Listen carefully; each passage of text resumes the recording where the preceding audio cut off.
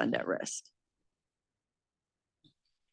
Once again, the address for this loan program is on the bottom of the slide.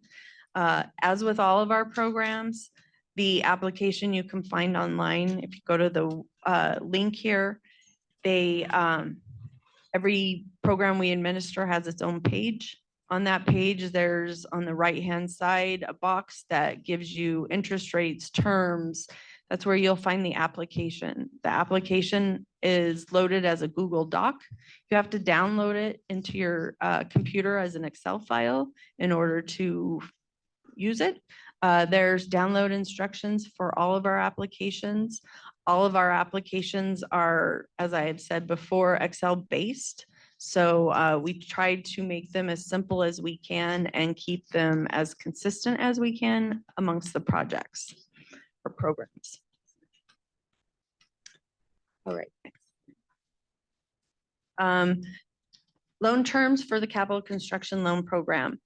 Your length of loan can be anywhere between 5 and 25 years. There's no prepayment penalty. The interest rate is equal to the yield on a U.S. Treasury security of the same duration of the loan. The board may add an additional 2% risk premium to those loans if they choose. And the interest rate for these loans cannot go below 3%. As I said before, this used to be a great program to use as a partner for SRF. The interest rate the max used to be 2.5%. And for a 5% or for a 5-year loan, it was 1%. So like I said before, if you don't like your new interest rates for this program, contact your elected officials because it would take a legislative change to make to fix this and make it go back to what it was. There's a 0.5% origination fee, and the repayment is loans are repaid in equal installments. Payments begin 1 year after your last draw of loan funds or substantial completion of the project. So this is kind of the big bulk of funding that we're going to be dealing with for the foreseeable future. The state revolving fund programs. Our office, these funds come from the EPA. We apply for a CAP grant to EPA. We then are awarded funds through them. Generally for a standard SRF CAP grant, the funding is 80% federal, 20% state funds. So matching funds to this federal funds. Those are considered first round funds. They have all the federal requirements tied to them. Then we have what we call second round funds. Second round funds are funds that have been repaid or investment income we've earned on our cash balance in that account. They can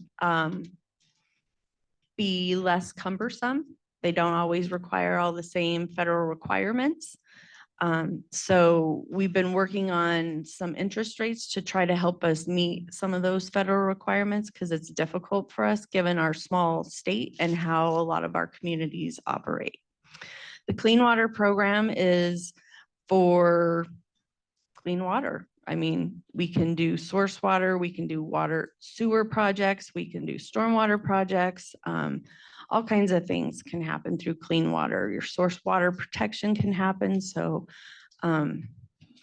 that's clean water. Within clean water, there's 2 agencies that operate. My office, we're the administrator of both of the programs.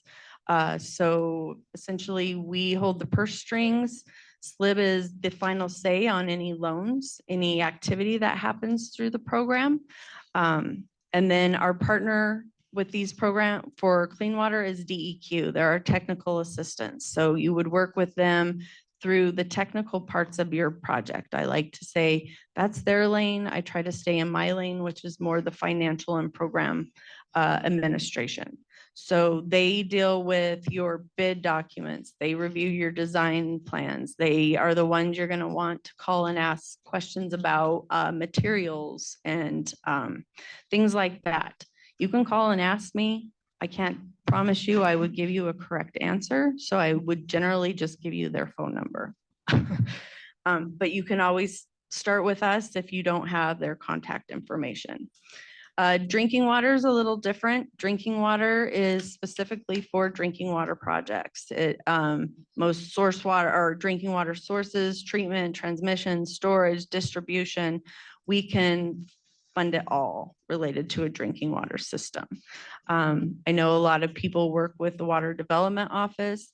They can't do all the things that SRF does. So a lot of times you will take their funding and then you'll mesh it with SRF funding to pay for the items that water development can't pay for.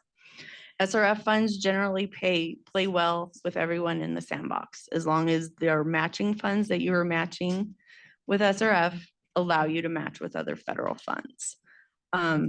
You can fund 100% of your project through SRF. You don't have to have any matching funds. You can come in and do 100% of the funding through SRF, and then you pay it back. And so if you're worried about the fact you don't have funds in your account to match a loan, you don't need them. You just need to be able to prove that you have the revenue to pay those loans back. You need to have a dedicated source of repayment that we can analyze, we can look at and ensure that it's satisfactory to pay back that loan for the duration of the loan.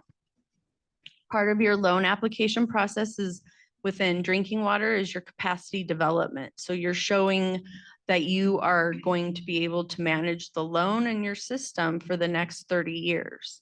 This needs to take into consideration any maintenance you're going to do, any rate increases you're going to do. You also need to include your expenses increasing. So one of the things that I preach a lot about is your enterprise funds, you are running a business, and no business wants to run even. You always want to have a profit.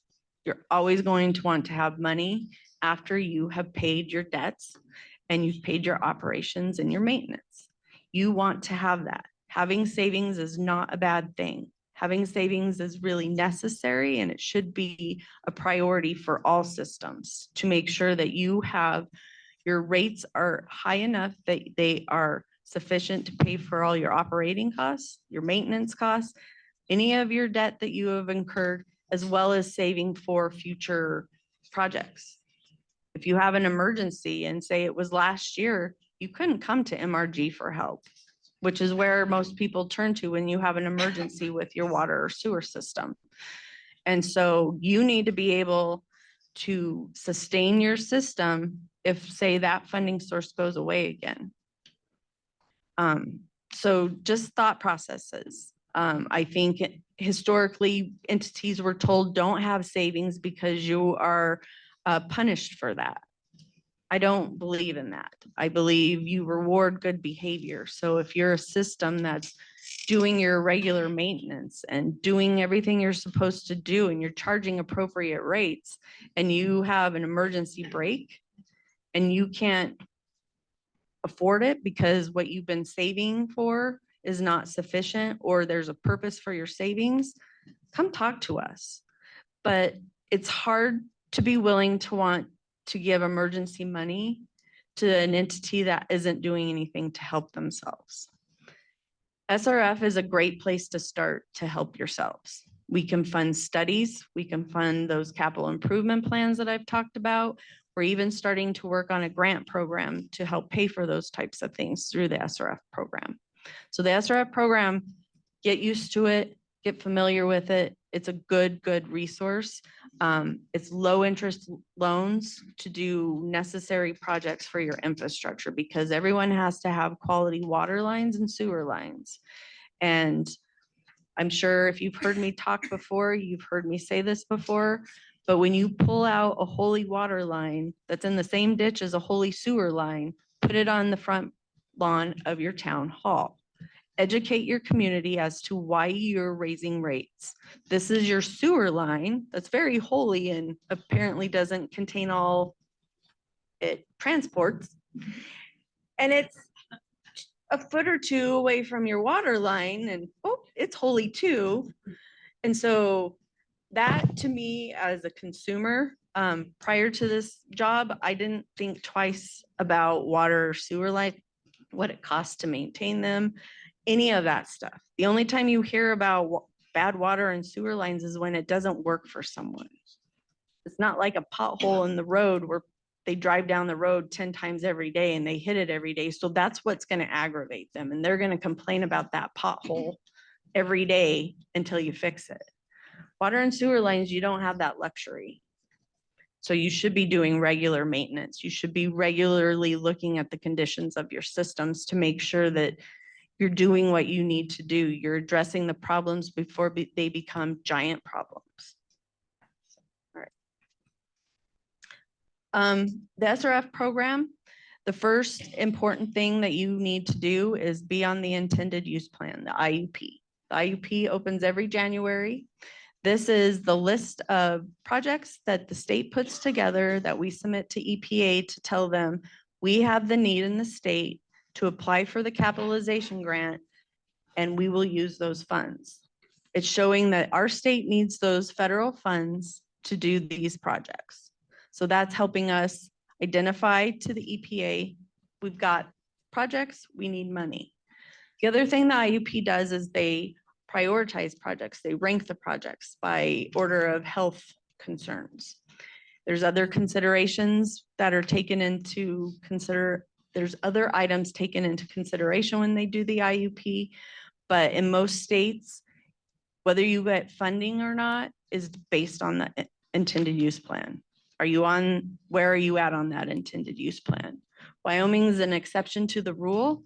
We have more money than we have needs.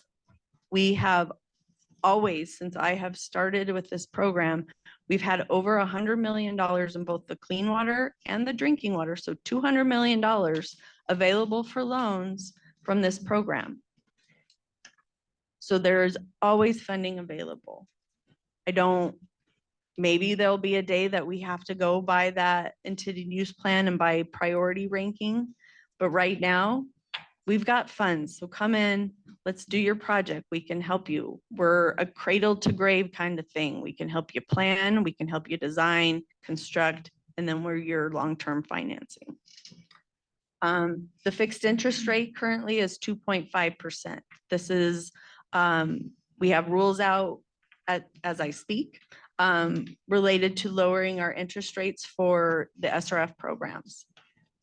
Our base rate will be 1.5% once those rules are finalized, which I would assume would be August, September time period. The loan term can be up to 30 years, depending on the useful life of a project. There's an origination fee of 0.5% of the loan amount. And then federal requirements, this is not an all-inclusive list, but here are some of the federal requirements that you need to meet. Is you're required to do a public meeting, environmental review, Davis-Bacon's required on your projects, so fair wages, American iron and steel, or now as they call it, Buy America, Build America, BABA. And then disadvantaged business enterprises, so MeBee-Weebies. So those are just some of the requirements that come with the federal funds. It does sometimes increase the cost of your project. However, if for an interest rate of what's going to be 1.5%, that's pretty close to free money. So our clean water interest rates, as I said, we're working on putting in new interest rates into our program. We took the SRF loan document or loan rules to the June 1st SLIB meeting to amend those to include administration for the new infrastructure funds, the emerging contaminants and lead service lines. And we also included an area so we can start awarding grants from those programs. The interest rates that we have proposed is, as I said, lowering the base rate to 1.5. Then the green interest rate will stay at 0%. When principal forgiveness is not available or the full amount is not available, we decreased each of those interest rates by 25 basis points. So if you were eligible for 75 basis point or 75% principal forgiveness. Under our old rules, you would have received 75% or 75, an interest rate of 75 basis points, sorry. So in that situation, when there is no principal forgiveness and you're an entity that's not eligible for principal forgiveness, your interest rate would decrease to 1.25%. So we're trying to make these funds as available and as accessible and as cheap as we possibly can for communities to get these projects done. Say that principal forgiveness, what is that? I'm getting there. Okay, my apologies. So loan interest rates for large loans. What we have realized is the SRF program, specifically Clean Water, has much more expensive projects. These infrastructure projects are expensive. So how can we once again help an entity get these projects done? Well, we came up with some large interest rate incentives. This way, some of those communities that don't traditionally use the SRF program, they would hopefully come to us and utilize us versus the bond market. Hopefully, we're a cheaper option to fund projects than the bond market is and any other funding source because we have the funds available. New interest rates that we have established for the new IIJA funding, that is 0% on the, our first new interest rate is 0% for entities that are not eligible for principal forgiveness, but are willing to take the first round funds in Clean Water. The reason for that is the Brooks Act. Within Clean Water, your engineering and architectural services need to be selected based on qualifications versus cost. So you need to pick the most qualified entity or company person versus the lowest cost. A little different than how you bid most projects. Usually you go with the lowest cost. For most of our communities in our special districts, Joint Powers Board, a lot of you have hired engineers from an external company. So you have a city engineer, however, they're under contract. So technically that doesn't meet the qualifications for the Brooks Act. Therefore, we're offering a 0% interest rate to those entities that wouldn't qualify for principal forgiveness to come in and take those first round funds and take that federal requirement off the table for the smaller entities so they do not have to comply with that requirement, because that is a requirement we have to meet through the federal government. The other one is a 0% interest rate for applicants that would take smaller systems that are already in existence and consolidating them. So if you're going to regionalize, consolidate, we're going to offer you a 0% interest rate because that's right in line with what the federal government's pushing and also what DEQ here in the state is pushing. So we like the thought of regionalization or consolidated systems. One of the things you need to think about while you might play football against each other on Friday night, if you have a consolidated system, generally that means you now have two operators. So you have backup rather than most systems have one operator. You have economics of scale, larger projects, more people to pay for those projects. It's helpful. So next one. Oh, yep. So the question from the chat is, for a mineral royalty grant, would a situation where a large rainfall event caused a large section of an otherwise well-maintained gravel road to be destroyed via washout be eligible? The repair requiring gravel and trucking, with trucking being the lion's share due to the available gravel resources. The emergency being disruption to the traffic infrastructure, including emergency services. Whomever is asking that question, that seems like a reasonable application for an emergency mineral royalty grant. I don't want to say, yes, do it. It's eligible. Everything's great. until I know all the ins and outs, but it seems like a reasonable project and a reasonable situation that you could come and ask for some emergency funds to help with.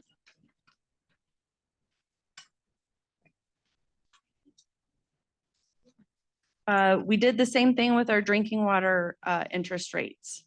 Our standard rate is going to be lowered to 1.5.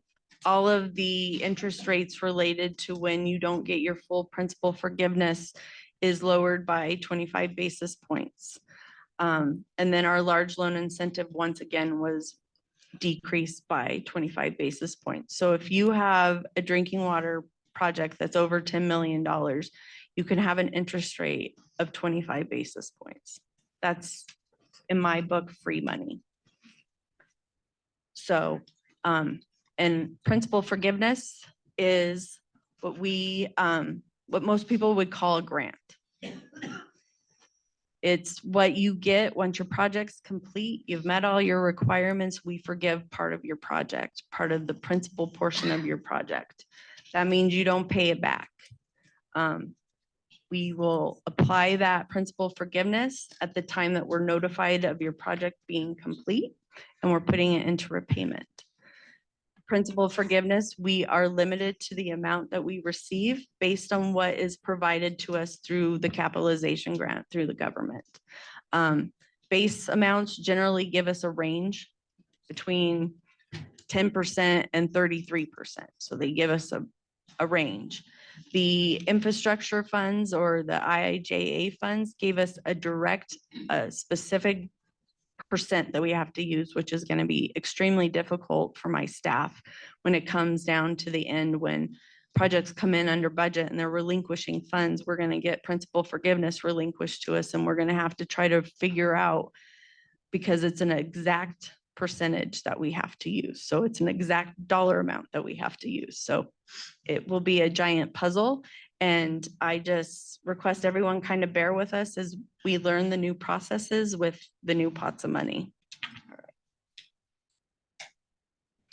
So the Infrastructure Investment and Jobs Act, they reauthorize the clean water and drinking water programs through 2026. Through that process, they appropriated 3 new, what I call pots of money. Those pots of money are the supplemental pot, the emerging contaminants, and the lead service line. The first 2 are included in both the clean water and drinking water programs. The last one is reserved for the drinking water program. The base capitalization amounts that were authorized through the IIJA, those amounts were authorized but not appropriated. So they said you can have up to this amount, which was a much larger amount than we traditionally receive. However, they did not appropriate those funds. However, the IIJA funding, the supplemental, the emerging contaminants, and the lead service line, those funds were authorized and appropriated, so the funds are available. They are, as I'm told, sitting in an account somewhere, so they're there. They're available for us to apply for when the time comes. The one thing I want to talk about, and this is important for our federal people in here, is the earmarks that are being made to our SRF programs. They are essentially, the federal government is identifying projects that they want to do, and they are funding those projects by taking the funding that was appropriated for the base SRF programs. They're taking that funding and funding those. So essentially, what we would normally get for a capitalization grant is being cut in half for 2023's allotments. And then what is projected for 2024 is that those earmarks take the drinking water capitalization grant negative. So there would be no base funding. Doesn't impact us as much, except we don't get the principal forgiveness dollars. It impacts other states immensely because they get tens of millions of dollars that way, and that is their bread and butter. So if you're ever talking to your legislative, your DC appointees, please bring this up and let them know that this has to stop, because after 2026, that's going to be the only pot of money that we have to refill the SRF programs. And if they continue the earmarks after that, we won't be receiving new funding. Therefore, we wouldn't be receiving any principal forgiveness. So we, one of the things we took this recently is amending our principal forgiveness scoring. Historically, we had looked at your population, your unemployment data, and your AMHI compared to the state's AMHI and gave you a rating based on those three areas. We've added a few new categories. The first one being the prior year's property tax and 4% sales tax collection. The smaller amount of funding that you receive, the more points you're going to receive. Therefore, you're more likely to receive a higher amount of principal forgiveness, making the projects more affordable. Once again, we're trying to focus on those communities, those entities that don't have the support through their taxation. Say the county of Teton can afford things much differently than, say, the county of Carbon. So it's just one of those things that we're trying to really focus in on those small systems that need help and trying to get those principal forgiveness dollars to those entities.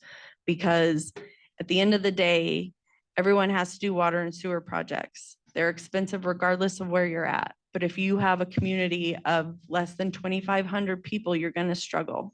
Really going to struggle to generate the revenue that's necessary to repay the very large loans that are necessary to take out to do these projects. Once again, why I really encourage you to talk to your representatives about the interest rate on the capital construction loan program. SRF can, if you're replacing your water and sewer lines down a street, you can replace the street covering of where that footprint of the project is. However, you cannot expand to the full street. Can't do your curbs and gutters. Can't do those types of things that you generally would do if you tore up your street. Might as well put it all back and put it back new and great.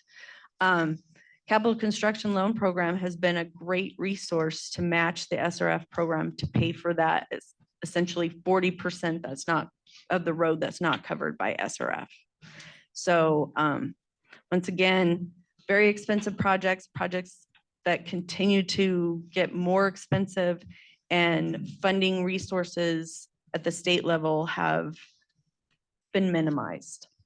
But SRF is here. We want to help. We tried to make it so most everyone would receive 25% principal forgiveness, but there are a few entities that will always end up in that no principal forgiveness area. We feel like we've tried to really help those entities with the new interest rates. We're always willing to reevaluate and make changes to make the programs better. And I think that's something everyone should know. If there's something we can do better, please tell us. We're open to it. We don't think we're perfect. We always know there's room for improvement. Yes. This is Lisa with MC2 Collaborative. I just want to say thank you for that. That scalability for the less represented and the less populated is so important. And the fact that the office is taking that into consideration, I mean, that's exceptional news. And it doesn't always come out as exciting, but I will tell you that this is incredible news for our tiny towns and our small communities. And so for those of you that are here, share that. I mean, this is great information and these communities need to hear it. And if for those that aren't here and being represented, just being able to take that contagious energy, which doesn't always sound exciting when it's water, but this is great news and I really appreciate hearing it. Thank you. Yes. Yes, sir. Just one question. I believe I heard you say the 4-cent tax. I believe we have 2 counties in Wyoming.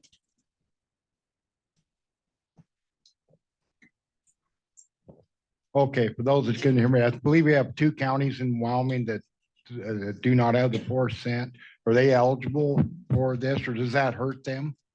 We would analyze it on a case-by-case basis. Okay, thank you. That situation.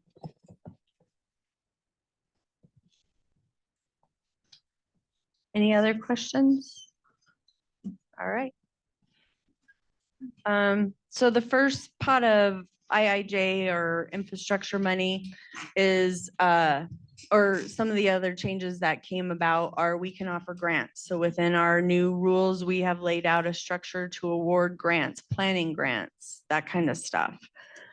Also, American Iron and Steel was expanded to Build America, Buy America. Guidance is still coming out on this. We're learning as everyone else is learning. It's, I think we'll be issuing or requesting waivers for a while on some of the products because they're just not made in America yet. So the base funding amounts, this is what, these are for sure amounts. This is what has been allocated to the state for 2022 and 2023. As you can see, the decrease in both of the funding amounts from 2022 to 2023, that's what the earmarks are doing to the SRF program. They're depleting it. With each of those grants comes an allotment of principal forgiveness that I included there just so everyone can see. Comes out to approximately 47% of the grant that we can award as principal forgiveness.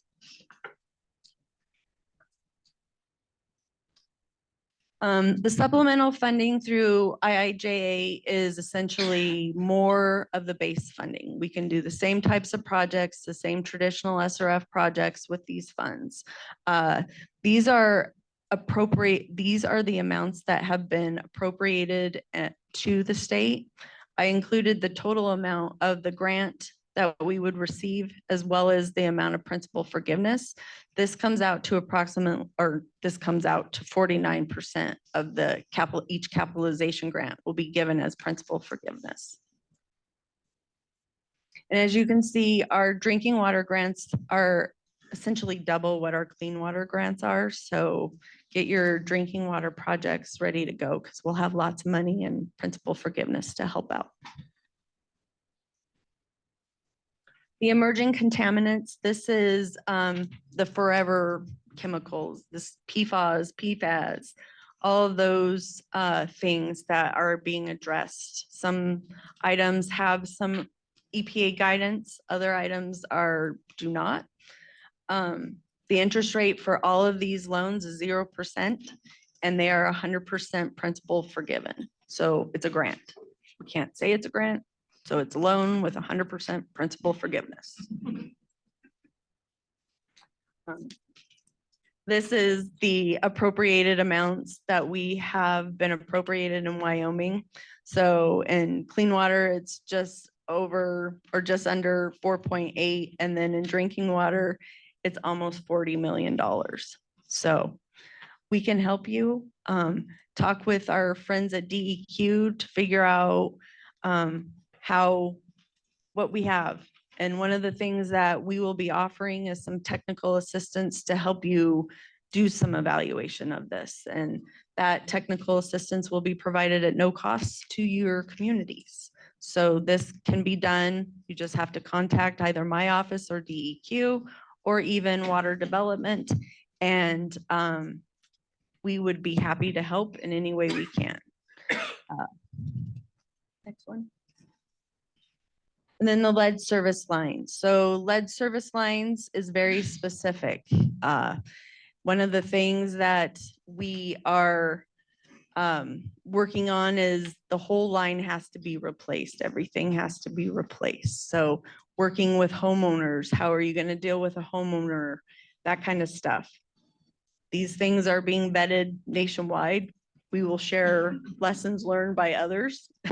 So hopefully we don't make same mistakes and we don't have to learn the same lessons the hard way. What we discussed internally, since this grant is only 50% is available in principal forgiveness, we felt like everyone who applies for funding while principal forgiveness is available should get something. So we tweaked the categories and the 0 to 2% should be that they get principal forgiveness. I just realized I put the long scoring there, but everyone would qualify for some principal forgiveness. Uh, This is only available in lead service lines. So we're going to receive approximately $149 million to address lead service lines in the state. In a little bit, DEQ will be up. You can ask all the technical questions you want of them, because if you ask them of me, I will tell you wrong, and that's not my lane. So I try to stay in my own lane. Next. This is the contact list of my office. So you have myself, you have Kevin, who is my engineer. He's back there. And he is available to anyone. If you need him to come out to your community, sit and talk, discuss things, brainstorm, he's available to you. He's there to help. He has probably started to visit some of your guys' projects. We first hired on our engineer, it was pandemic time, so they didn't really get to go travel.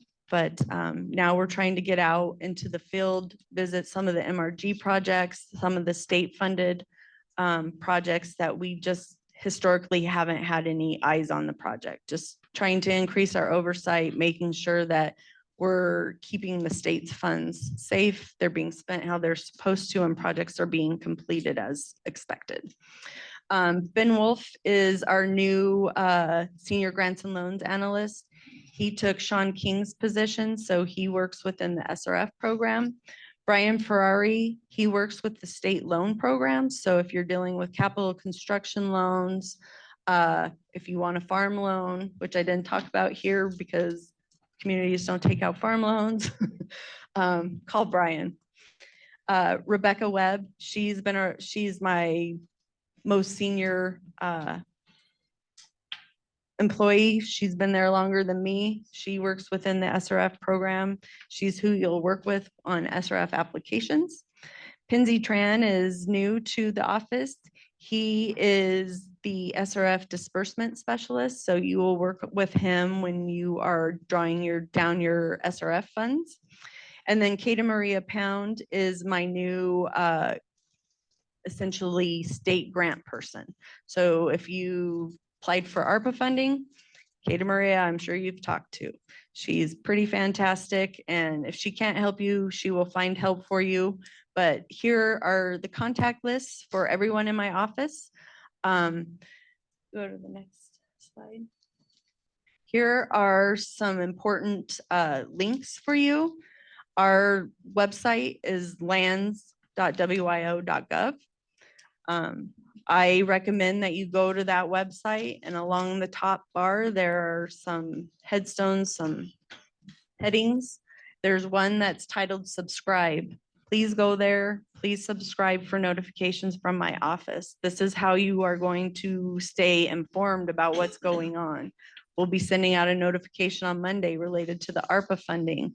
Any changes in our programs, any special SLIB meetings, this is how you're going to be notified. And so this is a great resource if you want to stay up to date as to what's going on in my office.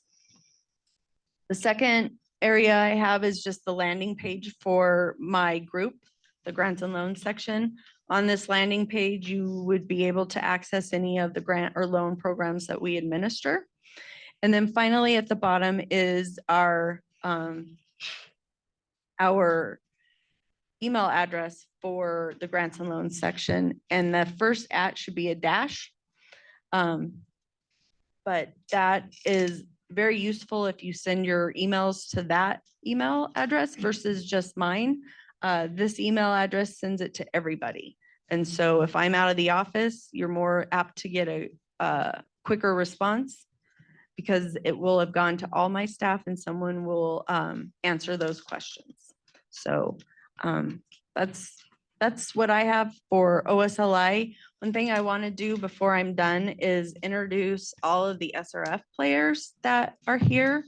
I have Jennifer Russell from the Water Development Office. She's going to be your technical point in drinking water projects. So within drinking water, it gets a little confusing because you have DEQ and water development. DEQ is going to be your point contact on your environmental and on your capacity development for your drinking water projects. Jennifer is going to be your point of contact when it comes to bidding, working on your application, draw requests, those types of things. And then DEQ's our only partner in clean water, and we have Keenan Hendon. Sean King is now with DEQ. He went to the dark side. And Stan Miller is the other contact in DEQ. So all of us are here to help. We want to help. We're readily accessible. I think DEQ has a few comments that they're gonna make, but before I leave the microphone, does anyone have any questions, concerns that they would like me to answer or take back to people above my pay grade? That we currently have, can we refinance them at the lower rate, or are you guys thinking about that? You can refinance your current loans to the lower interest rate. You'll have to submit a letter. If your loan is currently dispersing, it will be interest rate change as of a certain date. Same thing. And then if you're in repayment, the interest rate will just be changed as of that date going forward. There'll be no back dating the interest rate. And is this just the letter that we write to you asking for that change, or does that have to go to the SLIB board for approval? It's going to have to go through the SLIB board. So you would submit your letter to my office. What I envision happening is we're going to have a laundry list, a long list of applicants that will want to decrease their interest rate. Decreasing an interest rate isn't going to require any financial analysis for my office. I mean, if you're making your payment now, you should make it at a lower interest rate is kind of my thought process. So trying to make this as simple and as painless as possible, a letter to my office. We would make sure that everything's kosher, you're in compliance with all your rule or all your loan covenants. And then we would take it to SLIB for approval. New loan documents would be issued to memorialize the decrease in the interest rate. And then your following payment would be at the new interest rate. Any other? Say, Beth, what's the timing on the availability of the additional SRF money and principal forgiveness and specifically? So specifically, I have one of my staff members back in the office should be working on the grant applications to submit to EPA. I hope to get those submitted next week is my goal for myself. And then I would think the base amounts for 2022 would come fairly quickly. And hopefully the IIJA funds would be awarded fairly quickly as well, given that we're the last state to apply for them right now. What we are planning on doing is we are applying for both the 2023 and 2022 allotments for clean water at this time. Given that they're smaller, we can do it. It's not an exorbitant amount of money. We're holding off on applying for the 2023 drinking water grants until we see the utilization of the first pot, because it's almost $49 million that we're going to receive in loan funds when you consolidate those 4 different pots of money. And we just don't want to overextend ourselves in taking too much federal funds and get in trouble with the feds. But it should be available this fall. So it's available this fall, then there's a 120-day period between the application and so money would become available next spring for an entity then? I would say if you start working on an application, I think the due date for October's meeting is the 7th of July. I can't remember if that's correct, but if you submitted an application in time to go to the October meeting, I would feel comfortable that we would have principal forgiveness at that point in time.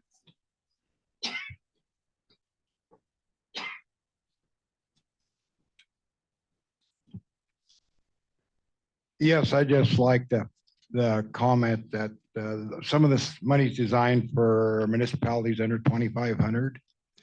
I'd like to also say I'm on the board of directors of Wyoming Association of Municipalities, WAM.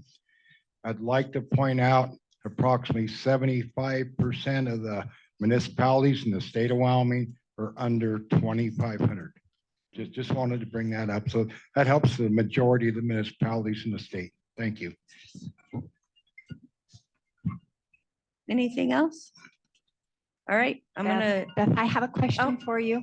In my position, I get approached by a lot of communities that have housing issues and that are looking at expanding their areas. And they are contacted by developers that can't afford to put in, or would like to tell them they can't afford to put in the infrastructure. In your opinion, could these communities partner with those developers and install the infrastructure if they were to apply for the SRF loans and write a legal agreement with those developers, whatever they decide? But in your opinion, is that a possibility for communities to address their housing needs? so yes and no. So with SRF funds, we can fund reasonable growth. That's what we can fund. So everyone's definition of reasonable is different. So when we dealt with the water and sewer projects through ARPA, which had to be compliant with SRF, what we did for those projects that were building out for growth, we asked for some information related to what growth are you experiencing? What is happening? How do we substantiate that this is reasonable growth? You're not building a subdivision for 100 homes. Maybe you're building a subdivision for 20 homes and 10 of those lots have been sold. We could absolutely help with that. If in my mind with Kimmer or with Upton that have a clear identified business coming into their community and they can identify that they're going to need housing for those workers, because you want those workers to live in your community. You don't want them to commute. We could help with that. And it's just a matter of, I think, working with the SRF team, and it may come down to us working with the EPA, but we're willing to work with communities and figure out what is a reasonable growth for a community. What can we fund with the SRF dollars? And so, like I said, it's a yes and a no. Yeah. All right, I'm gonna turn you over to DEQ. They told me they'd be nice and not shake any regulatory sticks at you. I think there's more. There you go. Hey, thank you, Beth.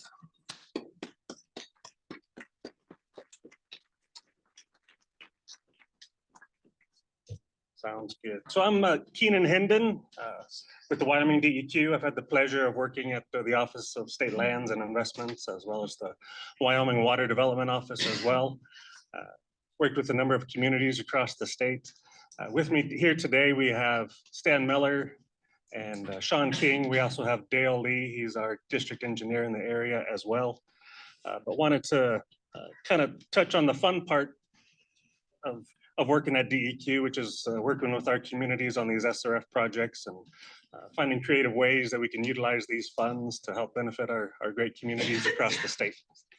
So with that, we'll go ahead and, is there a button I push or do I tap you on the shoulder? All right, perfect.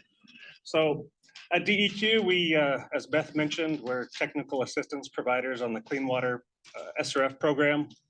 And then we also work in conjunction with Jennifer Russell at the Drinking Water SRF program as well. Some other duties that we have within our shop with regards to the SRF program, we'll touch on here in just a little bit. But another component with that oversight and regulatory agency, again, we permit water, wastewater projects throughout the state. Most of our district engineers are quite familiar with your systems. Most of our engineers likely have ideas or perhaps recommendations to coordinate with you on with regards to maybe differences of opinion that your engineer might be working on. So we'd be happy to have those discussions with you, or perhaps evaluate different ideas or get creative with regards to solutions with whatever it is that you're looking to tackle within your community.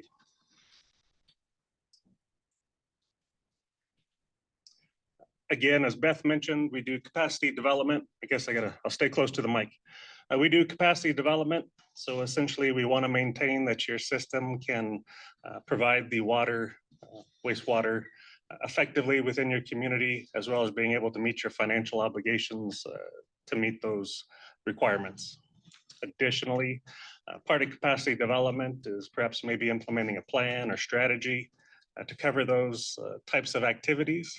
And again, as Beth mentioned, we're developing some new ideas and hopefully a grant program where we could work with our communities for an asset management plan, where communities can essentially get a buried infrastructure inventory, do some risk analysis, life cycle costs, and plan for the future, as well as put together different funding scenarios and options and line up the funds that are available, kind of just like this funding summit, but similar to what our friend Mark at Upton has put together. So feel free to talk to him. He's got a good asset management plan that he likes to bring around and is happy to talk to communities about as well. Within our office, we also do the environmental reviews with regards to the SRF program. And then probably the biggest component or the biggest takeaway from me talking right now is the intended use plan or the priority list for projects. Every January, the intended use plan becomes open.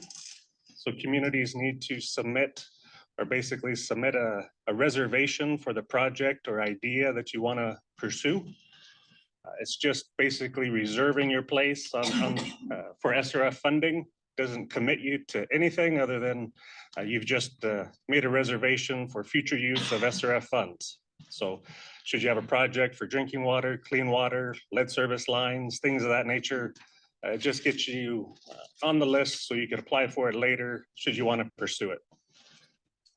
If you've looked at the current intended use plan, depending on your community, you may notice we've kind of earmarked or reserved a number of funds for lead service line inventories for communities. And that's just to ensure that our communities have those funds ready to go, whether they were planning for it or not. So we can talk about that a little bit further here in a minute. But yeah, so I guess we'll go to the next one. As Beth mentioned, we're happy to brainstorm different ideas, want to get creative with the funding available that's coming to us through the IIJA funds, as well as our traditional clean water and drinking water SRF, and think outside the box. And as Joe Shane from Gillette often says, he's happy to come and spitball ideas. Mark from Upton does as well. So again, please reach out to us. We'd love to have conversations, love to talk with you, love to get creative with different ideas on how we can implement clean water, drinking water, SRF, whatever the case might be. And sometimes, as Joe says, maybe we'll have to get back inside the box depending on what's going on with some of these ideas. But again, clean water program, surprisingly, does a lot more than just wastewater. So we could tackle some stormwater activities. We can do planning, such as these asset management plans, strategies, things of that nature. There's a variety of funding options when you actually kind of start digging into it. So again, feel free to reach out, get in touch with us, and go from there. Again, we'd also be more than happy to either, I guess one good thing from COVID was being able to have remote meetings and getting that figured out. So we're more than happy to have remote meetings or come and sit with you on site with your decision makers or plant operators, things of that nature, so that we could have further discussions to further evaluate projects and needs for your community. I have a question. Sure. So that first bullet point under the clean water program is energy conservation. Is that strictly with like your water treatment or wastewater treatment facilities? Oh. So the first bullet under your clean water program, the energy part caught my eye. So the energy and water conservation, is that energy component for your water treatment plants or wastewater facilities? So yes, so it could be your pumping station, could be your wastewater treatment facilities, things of that nature.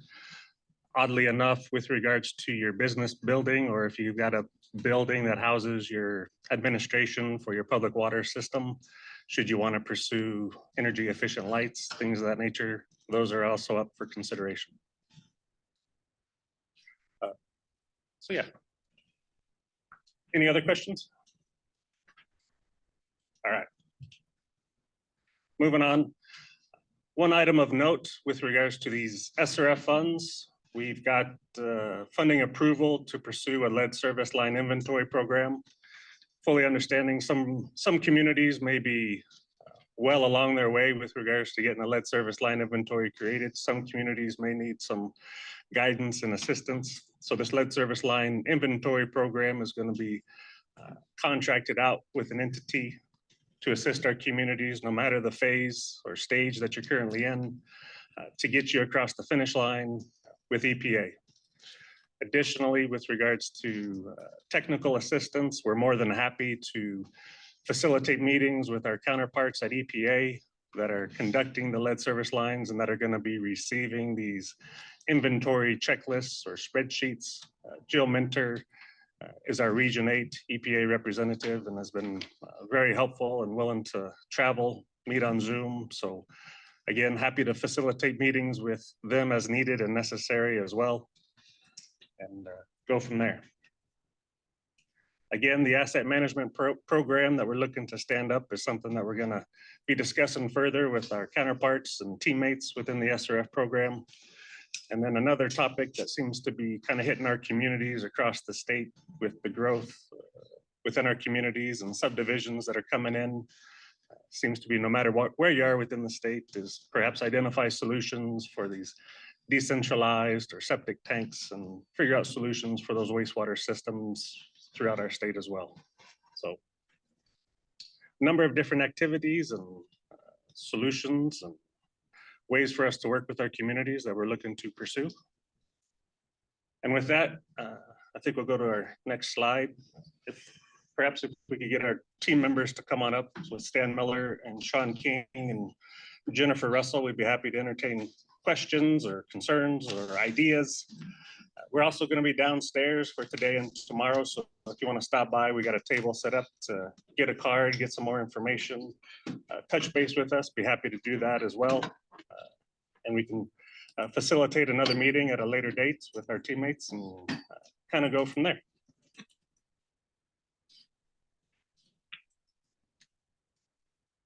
And I know Joe's got a question. Joe always has a question. Put him on the spot, then he won't have a question, right? Yeah.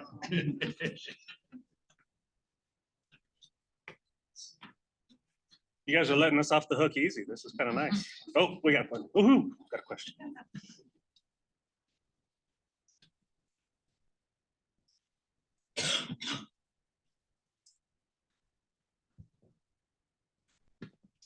Hello, I was hoping to speak with Sean a little more on the aspect of, since we're going to a one point application for DWSRF funding,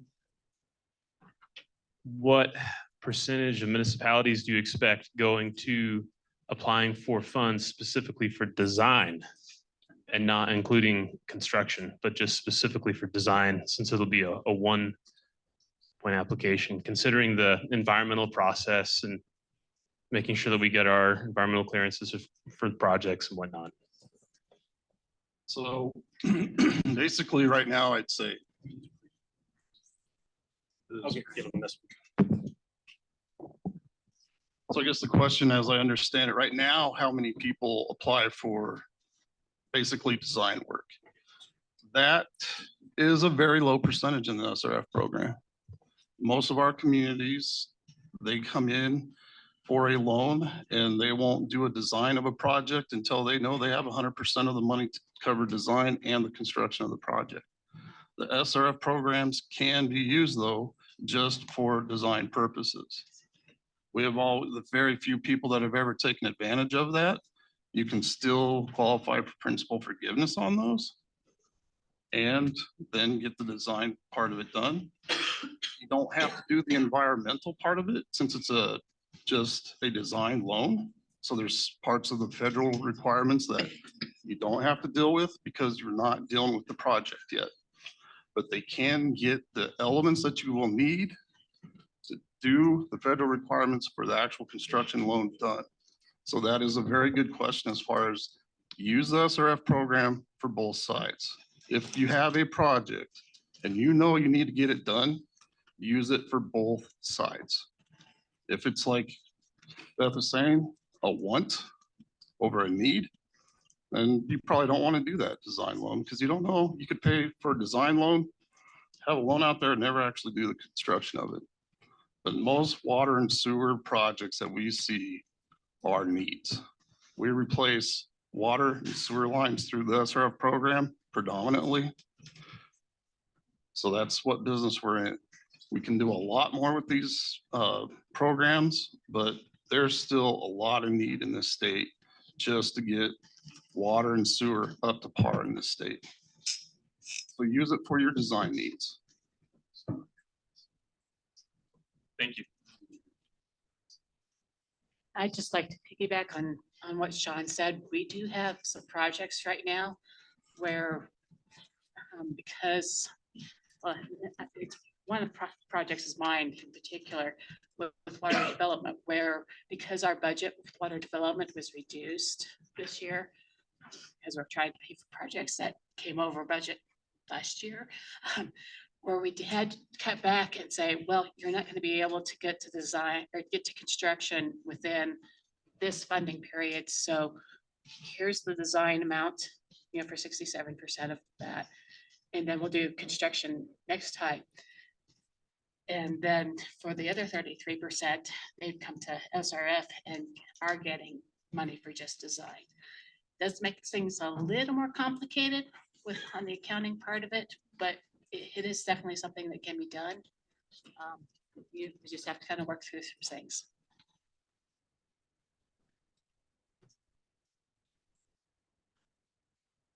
Right over here. So microphone's on the way.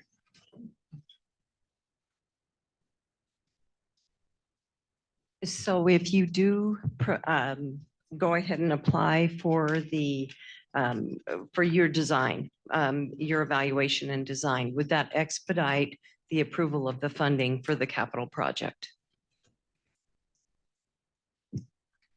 Unfortunately, it wouldn't expedite it because our rules still would require the 120-day lead time. And it would still have to go in front of SLIB to be approved. We would have to underwrite the construction portion. So it probably makes it easier on staff because they've seen the project before and it's not completely new to them. But you would still have to go through the application process. Does it streamline it though to some extent because you've got everybody on board with what the plan is? I think it does make things easier on our side, especially probably for the technical folks, because now they're not looking at a project with no design. So it's easier for them, I think, to vet a project, having a design in front of them. Yeah. Thank you. And to add to it, and Beth can correct me, if we got your project funded with the design loan components and you wanted to come in at a later date to get fully funded for the construction of that project, those timelines could likely be coordinated so that we are getting that application in to get it presented so that you're hopefully entering a good bid environment. I see nodding, so I think we're okay.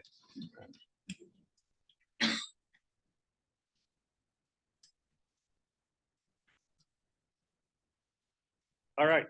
Well, we'll be downstairs. Thank you for your time today. Thank you for being here. And this is a great turnout for this funding event and funding opportunity to take advantage of these speakers, and just happy and pleased to be here. And thank you, Kathy, for getting in touch with Beth and having us here to talk about some SRF funding and an opportunity. And should you got questions about lead and service and technical questions, I'll put these guys on the spot and we'll go from there. So thank you. Oh, thank you guys very much.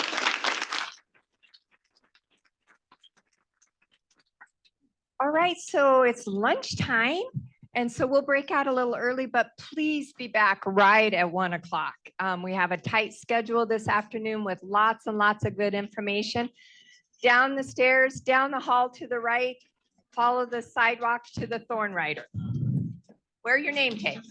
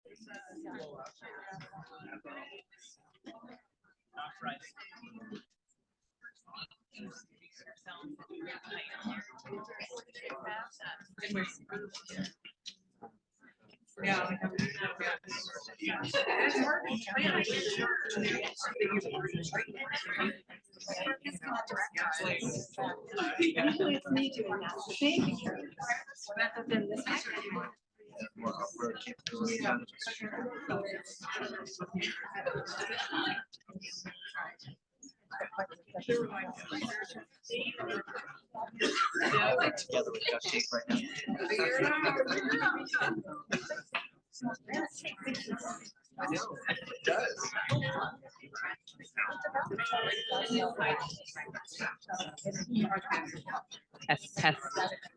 Sounds low. Test, test. Testing, testing. Test, test. Back there. I hear you.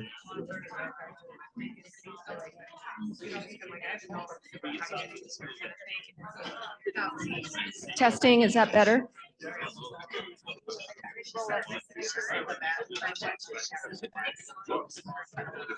Hello, everyone.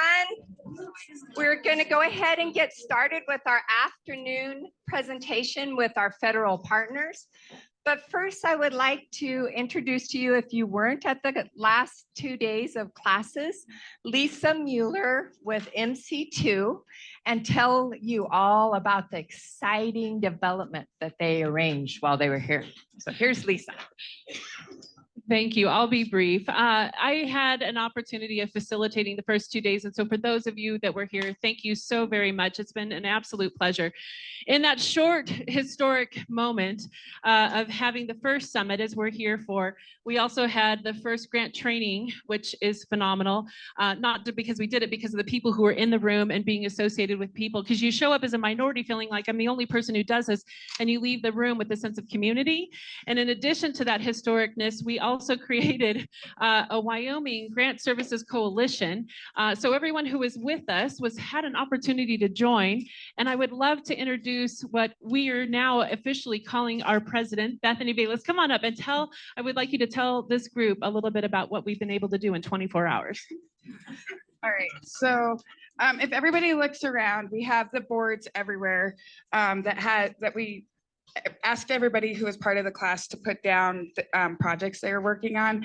So we've created a document now that has all that information. If you are working on a project and you're in this room and you didn't have the opportunity to put your name on the board, but you want to be able to connect with people that are working on similar projects, please do not write your names on the board, but take them back here to Lisa's group, because that's where we have our document, because we're not going to check the boards again. The other thing that we're doing is we are making a group of people who are interested in reviewing grants, and so that people can get kind of a fresh eye on their grants before they submit them. And so if you're interested in reviewing grants and being part of that, you'll be able to give your name to Lisa's group as well. We are planning on meeting weekly for this first little bit and really creating this into a big Wyoming collaborative so that we can start making inroads and getting Wyoming. Yes, right where Lisa is, back here in the back corner, is where you'll give any kind of information. So we have our whole board, we have a secretary, vice president, all the things. So thank you, everybody.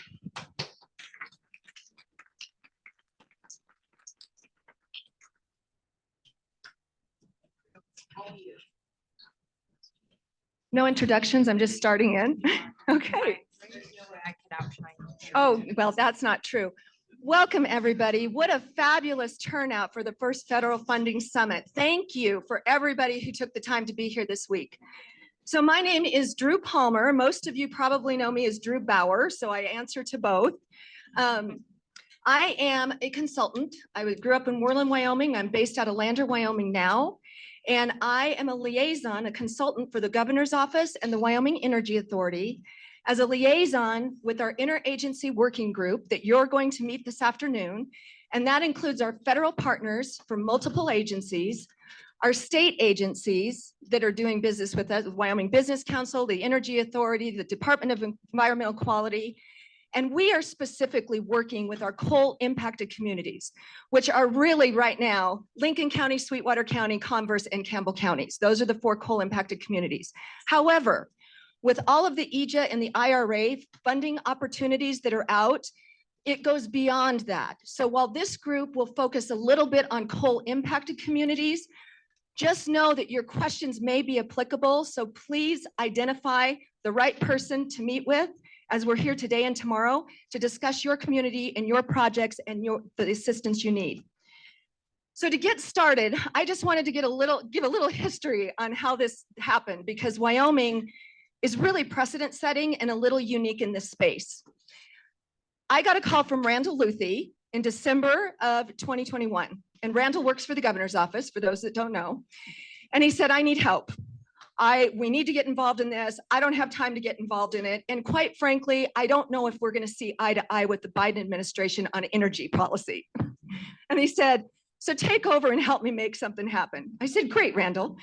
So I met with our partners, our federal partners, and I came back to Randall and I said, well, here's the thing. We probably aren't going to align with the Biden energy policy exactly. But there are a tremendous amount of opportunities that it is incumbent upon us as a state to help our local communities get in the game. Because right now it became very clear to us in our communities that we didn't know the funding opportunities existed or were out there. We didn't have people to write grants. We didn't know what our projects were. We didn't know how we were going to transition. We didn't have the right people at the table. And so it was very clear that if Wyoming was going to take advantage of these funding opportunities, we needed to get in the game. So I'm proud to say the reflection of attendance in this room is telling me we're getting in the game, which is fantastic. The other thing that we've struggled with and we've been able to work with our federal partners on is challenges that Wyoming faces. Wyoming doesn't have people in our communities to write technical grants, and words matter in grants. And so they took that back and they listened and they said, you know what, we have some flexibility for each of the different agencies. We're going to offer some technical assistance for your communities so they can hire someone to help them write grants to help you get in the game. They heard us and they worked with us. I think the one thing I want to tell you that's different about EJA and IRA funding, and it is an obscene amount of money that's coming out of the federal government, by the way. And if Wyoming doesn't take advantage of it, it's going to go to other states. So what your responsibility is in your community is to identify it early, identify your needs, identify the grant, and identify the strings attached. And it's your decision on whether or not you can play in that space. But our role is to really make you aware of what's happening. So we have worked a lot with our federal partners. We actually implemented a time to talk. So we talk every other Thursday from 11 to 11:30, of which I'm going to get the new association involved in. Where's my new president? I'm going to get you guys involved in that. Because what it's done is it's helped us identify funding opportunities that are coming up in the queue that we think your communities are going to be interested in, and we're going to give you some advance notice to watch for it. We didn't have that before. So now we've got all of our federal funding partners working with us. The other thing that we've come up against is the Biden administration identified Wyoming as a priority energy state.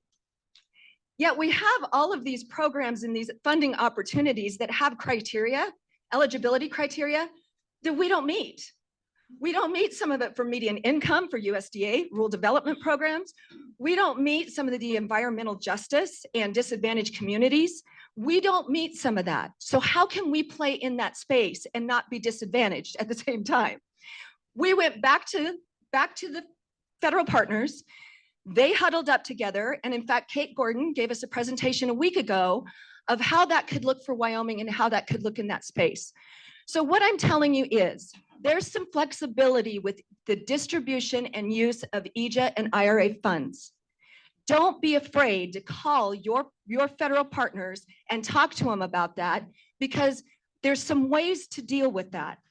The best part of our interagency working group coalition is the relationships that we've developed, the communication and coordination, and the people that you're meeting today are actually the people that are in contact with you, overseeing your business in your state, right here in Wyoming. So these are the people that you need to meet. So having said all that, I just want to say we're excited. I see a lot of synergies starting to happen. So I want you to hear from the federal partners. Please ask your questions. There's too many of them to do a round of introductions. So as they speak, they're going to introduce themselves and tell you what role they play. And then also we're going to break the afternoon section down into 3 parts. We're going to do energy first, then we'll transition to infrastructure, then we'll transition to workforce, and there'll be question and answers throughout all of that. So with that, I think we're ready to start. And our first guest is Kate Gordon with the Department of Energy. Thanks so much, everybody. I don't know if this is actually working. It's hard to tell, but I'm going to guess that it is. It's so great to be here. You can go to my first slide. Thanks, Carolyn. Great to be here. My name is Kate Gordon. I'm a senior advisor to Secretary Jennifer Granholm in her office at the Department of Energy. I am not from Wyoming, I'm from Wisconsin, but this is, I think, my 4th trip here since I started 2 years ago. So really spend a lot of time in the state and absolutely love it. I'm going to talk about the Interagency Work Group on Coal and Power Plant Communities and Economic Revitalization. This is, Drew just talked about this. You'll hear Mark talk a little bit about it as well. This is really our president level, White House level commitment to ensuring that no community is left behind in all of the work that we're doing to kind of get the economy back on track, to build out supply chains, to build back middle-class jobs and middle-skilled jobs here in the US, and particularly in some of these emerging industries. So you can go to the next slide. And so you all know this really well. This is, of course, a map of closed coal plants and mines across the US. And this is some of the original data that we used in the Interagency Work Group to identify priority communities. Those 25 initial priority communities were based on this data, but actually also based on a lot of new additional data. And Wyoming, as Drew said, is up there in every single definition of priority community. And I think that's really important because when we first defined these, there actually was no dollars attached to it, but now there are. And I'll talk about that a little now and even more when I talk about DOE. But the work that has been done by this Interagency Work Group and our partners in the states like Drew, like Randall, has actually led to some of this being enshrined in statute, which is really exciting. Next slide. So the Interagency Work Group was established by Executive Order 14008. This was an executive order signed in the first week of the Biden administration. Interestingly, created 2 place-based or geographic-based prioritization areas. One was Justice 40, and one was the Interagency Work Group on Coal and Power Plant Communities, created in the same executive order. This working group is co-chaired by the White House National Economic Council and the Climate Policy Office, and now also John Podesta's office, the name of which I always forget, but it's something like Clean Energy Infrastructure, something. But it's administered by us at the Department of Energy. So we run it day to day. We created a structure. We basically said from the beginning, this is not going to work if it doesn't have a real structure that's stable with real people answering the phone. So we created a structure with an executive director, which is Brian Anderson, who's actually coming over to DOE from his role as the director of the National Energy Technology Lab, and Briggs White, who many of you probably know, who's the deputy executive director. And they really run the show with a set of contractors and working really closely with the White House and our agencies. One of the first things we did was identify existing dollars that were either directed to or by definition flowing to these energy communities. So directed to would be the statute says this goes to displaced coal workers, for instance. The displaced worker program at Department of Labor has a piece like that. The EDA program for coal communities. By definition goes to these communities. That would be like anything on mine lands, for instance, on abandoned mine lands. So we identified about $38 billion in federal funding right away. That number is now more than $900 billion of funds that are either directed to or by definition flowing to coal, oil, and gas communities in transition. And we've done 2 big public reports to the president on that. You can go to the next slide. We've spent a lot of time listening. First, it was all on Zoom because of COVID, and now it's a little bit more in person, thank goodness. And we've really heard the same thing everywhere we go, to be honest. Every place is different. We need to start where every place is. Every place comes with a different set of assets and opportunities, but generally, we are hearing about the same things you all have been talking about: capacity concerns, grant writing, for instance, the need for remediation in order to rebuild on some of these sites, economic development, basic infrastructure needs, displaced worker needs, and of course, related issues around housing and healthcare come up everywhere that we go. So this is why this is so important that it's an interagency commission, because none of our individual agencies works on any one of these things in isolation. And then I think it's the next slide, and I'm almost done. We have very little time up here. We've created a clearinghouse. Please bookmark this. It's energycommunities.gov. Please bookmark this. This is where you're going to find the portal to absolutely everything the interagency work group does.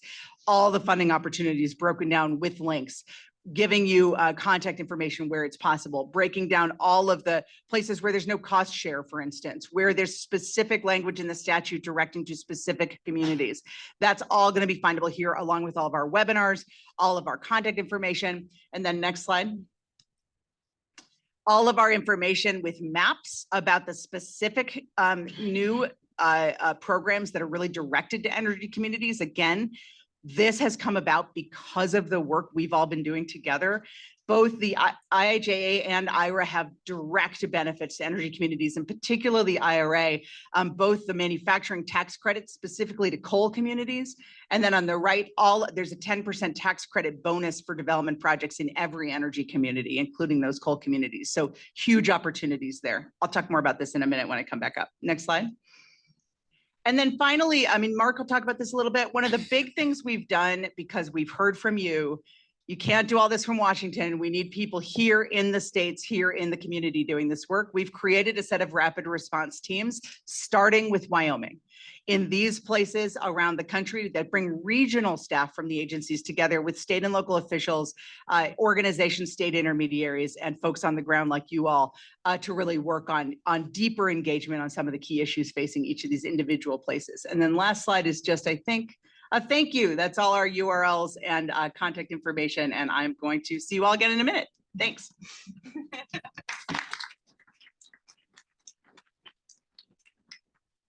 All right, thanks, Kate. My name is Mark Smith. I'm the Deputy Regional Administrator for the Environmental Protection Agency out of Denver, our Region 8 office.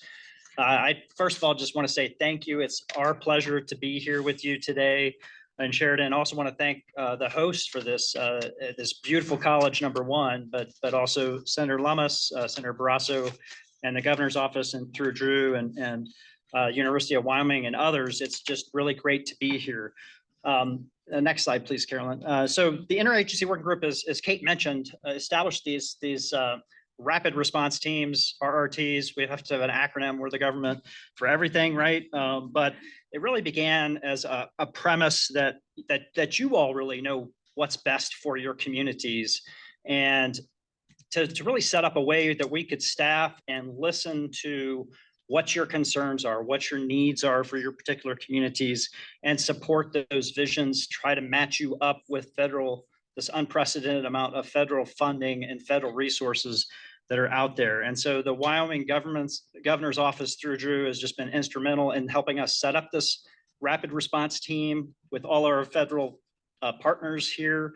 DOE, as was mentioned, USDA through Glenn, Economic Development Agency, Aaron Pratt, and others, lots of others, Environmental Protection Agency, of course. But through these bi-weekly calls that we're having, it really helps focus us on what your needs are, really gets us to listen to how can we ensure, in particular, that grant funds, grant dollars, these federal funding opportunities reach states like Wyoming. So we're listening to your concerns, your needs, and doing our level best to match up with what those needs are. We really want to, just like you all, want to see that this unprecedented level of funding ends up in Western states, just like Wyoming. Next slide, please. There's a lot of examples here on this slide. I'm not going to cover them because I think some of them are Aaron Pratt's Economic Development Agency highlights, but really just to give you a little bit of a sense as to what opportunities are out there. We've been talking about infrastructure development, economic transformation, what federal technical assistance dollars are out there. And I know that Aaron will probably mention some of these examples when he goes through his highlights. I think one of the benefits of the rapid response teams is us bringing a lot of human resources to the picture. So we have brought to this particular summit 5 Environmental Protection Agency colleagues here with me. So that's just an example of the level of human resources support that we're trying to provide through this RRT effort. Next slide. Other things we talk about with our group is economic coordination. How can we grow a skilled workforce in Wyoming? What opportunities and examples of federal funds that help match up to do that kind of thing?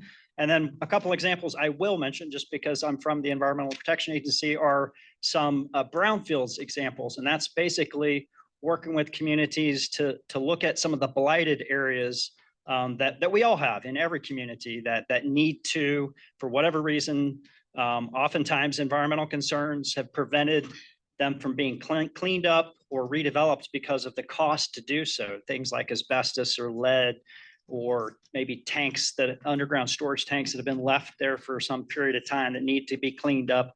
Through the EPA brownfields programs, there's opportunities to assess those sites and clean them up. And just a couple examples I wanted to mention is in particular for Wyoming, is that last year more than $3 million of brownfields cleanup and redevelopment grants went to Wyoming.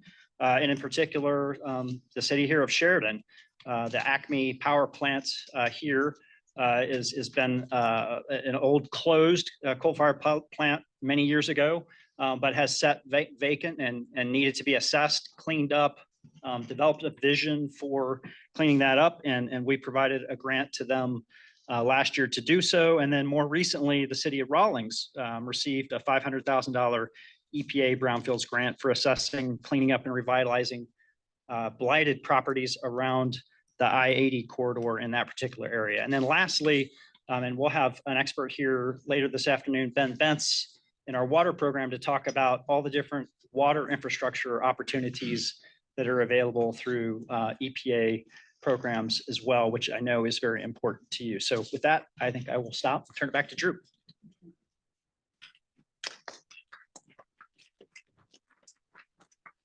We're a friendly crowd, right? Thank you, Kate and Mark. So I think now we're going to dive into the energy portion of this afternoon session. And we're going to start with Aaron Pratt. He had a last minute emergency. He couldn't leave, so he's joining us virtually. Is he ready to go, Zach? Okay, Aaron.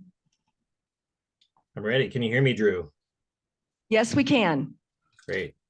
Thank you. First of all, I do want to thank Kathy Lenz for spearheading this effort, and it's been a wonderful pleasure of mine to get to know her over the last year or so in this position. And thank you, Drew, and Carolyn, and everyone on the IWG and our state and local partners.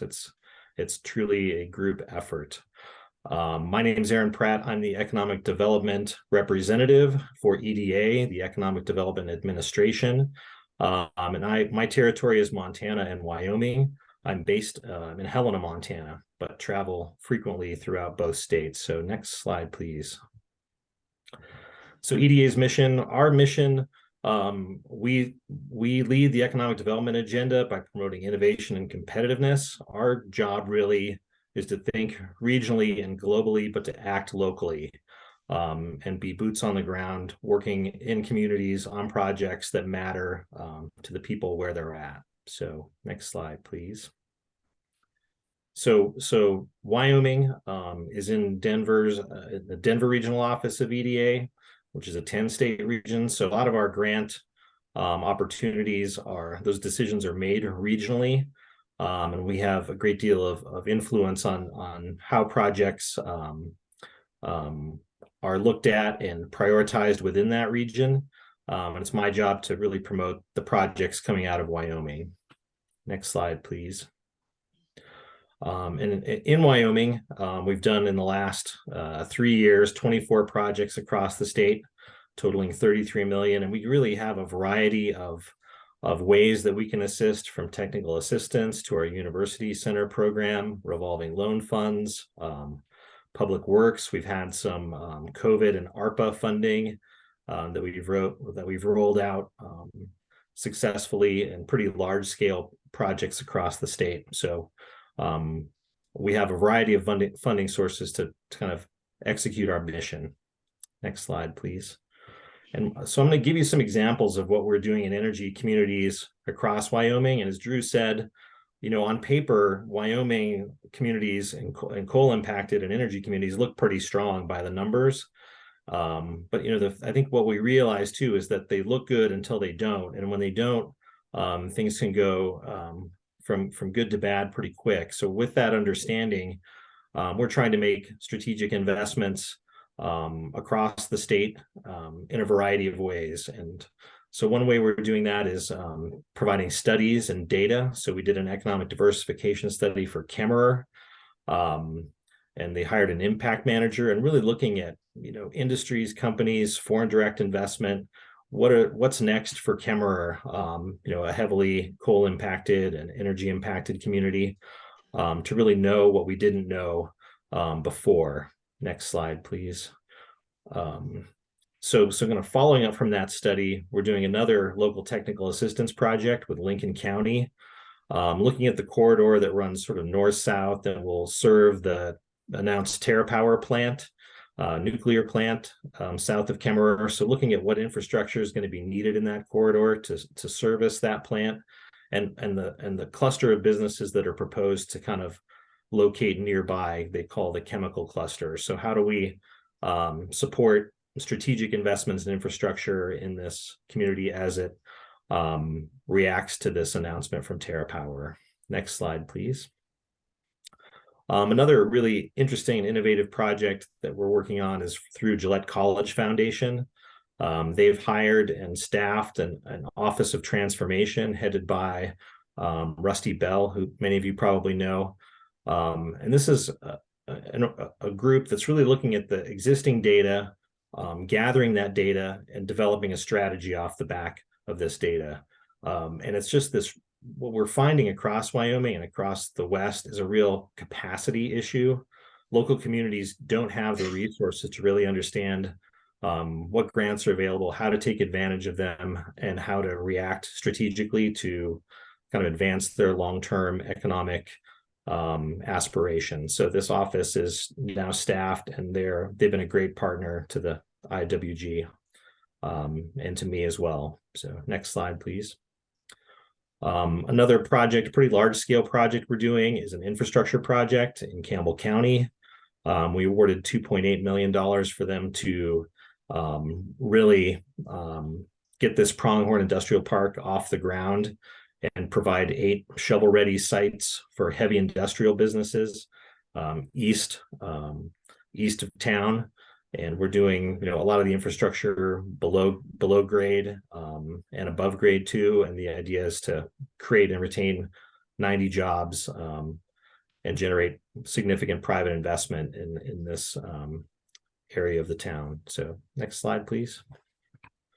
We're also working with Wyoming Energy Authority. We'll help them fund and staff a RECO officer, Regional Economic Coordinator.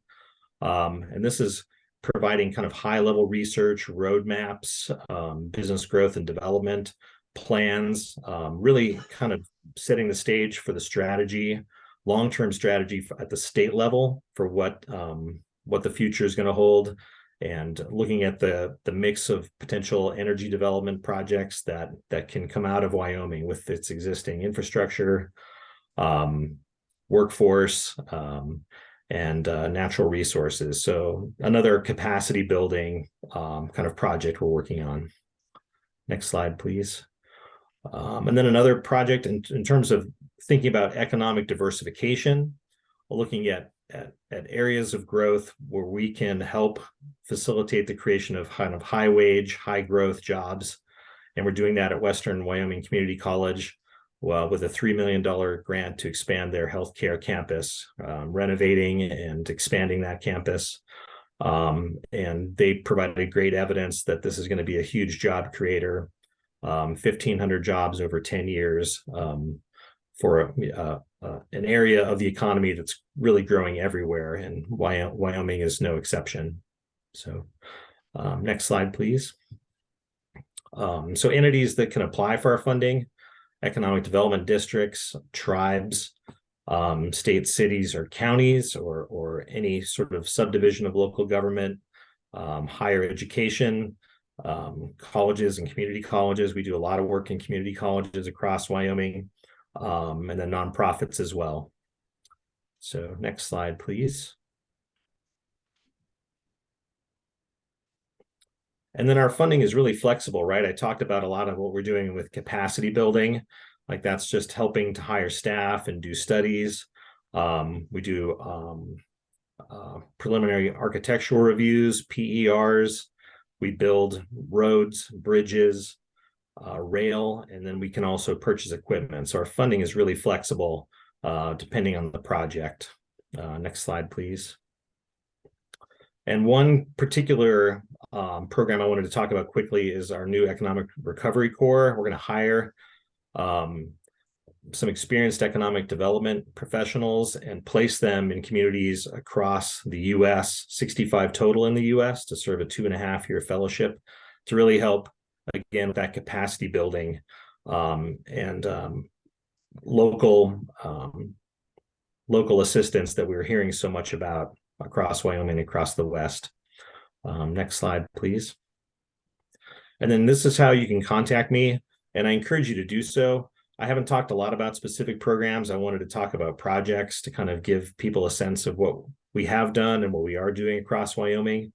But I would love to talk with any of you about specific projects you're working on and find how EDA can be a part of the funding solution for those. So thanks very much for your time today. Thank you, Aaron.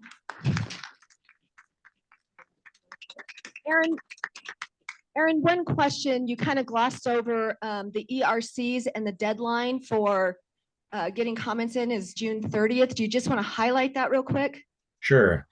So communities can, through our website, can express their interest in having a fellow being hosted in their community.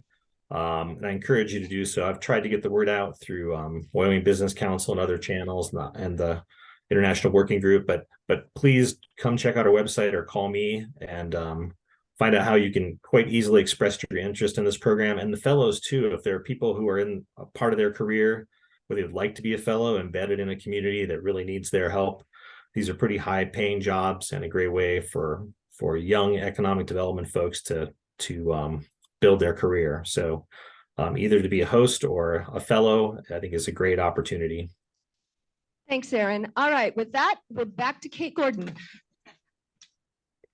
Playing all the roles today. Thanks so much. And I'm going to talk about opportunities under the IIJA and IRA at DOE. I just want to warn you, there are so many, and I only have 7 minutes, and I'm going to go fast. But happy for the slides to be available. I'm also here all day and tomorrow. And my colleague Katrina Pielli, who's raising her hand back there, is also here all day today and tomorrow. So we're around, so you can come ask us questions because this is going to be fast. And I'm going to do the best I can. So next slide. So first, just to really underscore how much money we're talking about here. This is really unbelievable and historic. If you look at the rescue plan, emergence from COVID into recovery, where some of that direct coal community money, including some of the funds Aaron just talked about, came from, into the IIJA, into the Inflation Reduction Act. That doesn't even touch chips and science, which is building out our whole semiconductor industry. So huge amounts of money. Of all of this, DOE got 63 billion under the infrastructure bill, and we got another 35 billion directly under IRA, leveraging 350 billion in loan authority. So it is just overwhelming. And you can only imagine how that is working within the agency. It's quite insane. So next slide.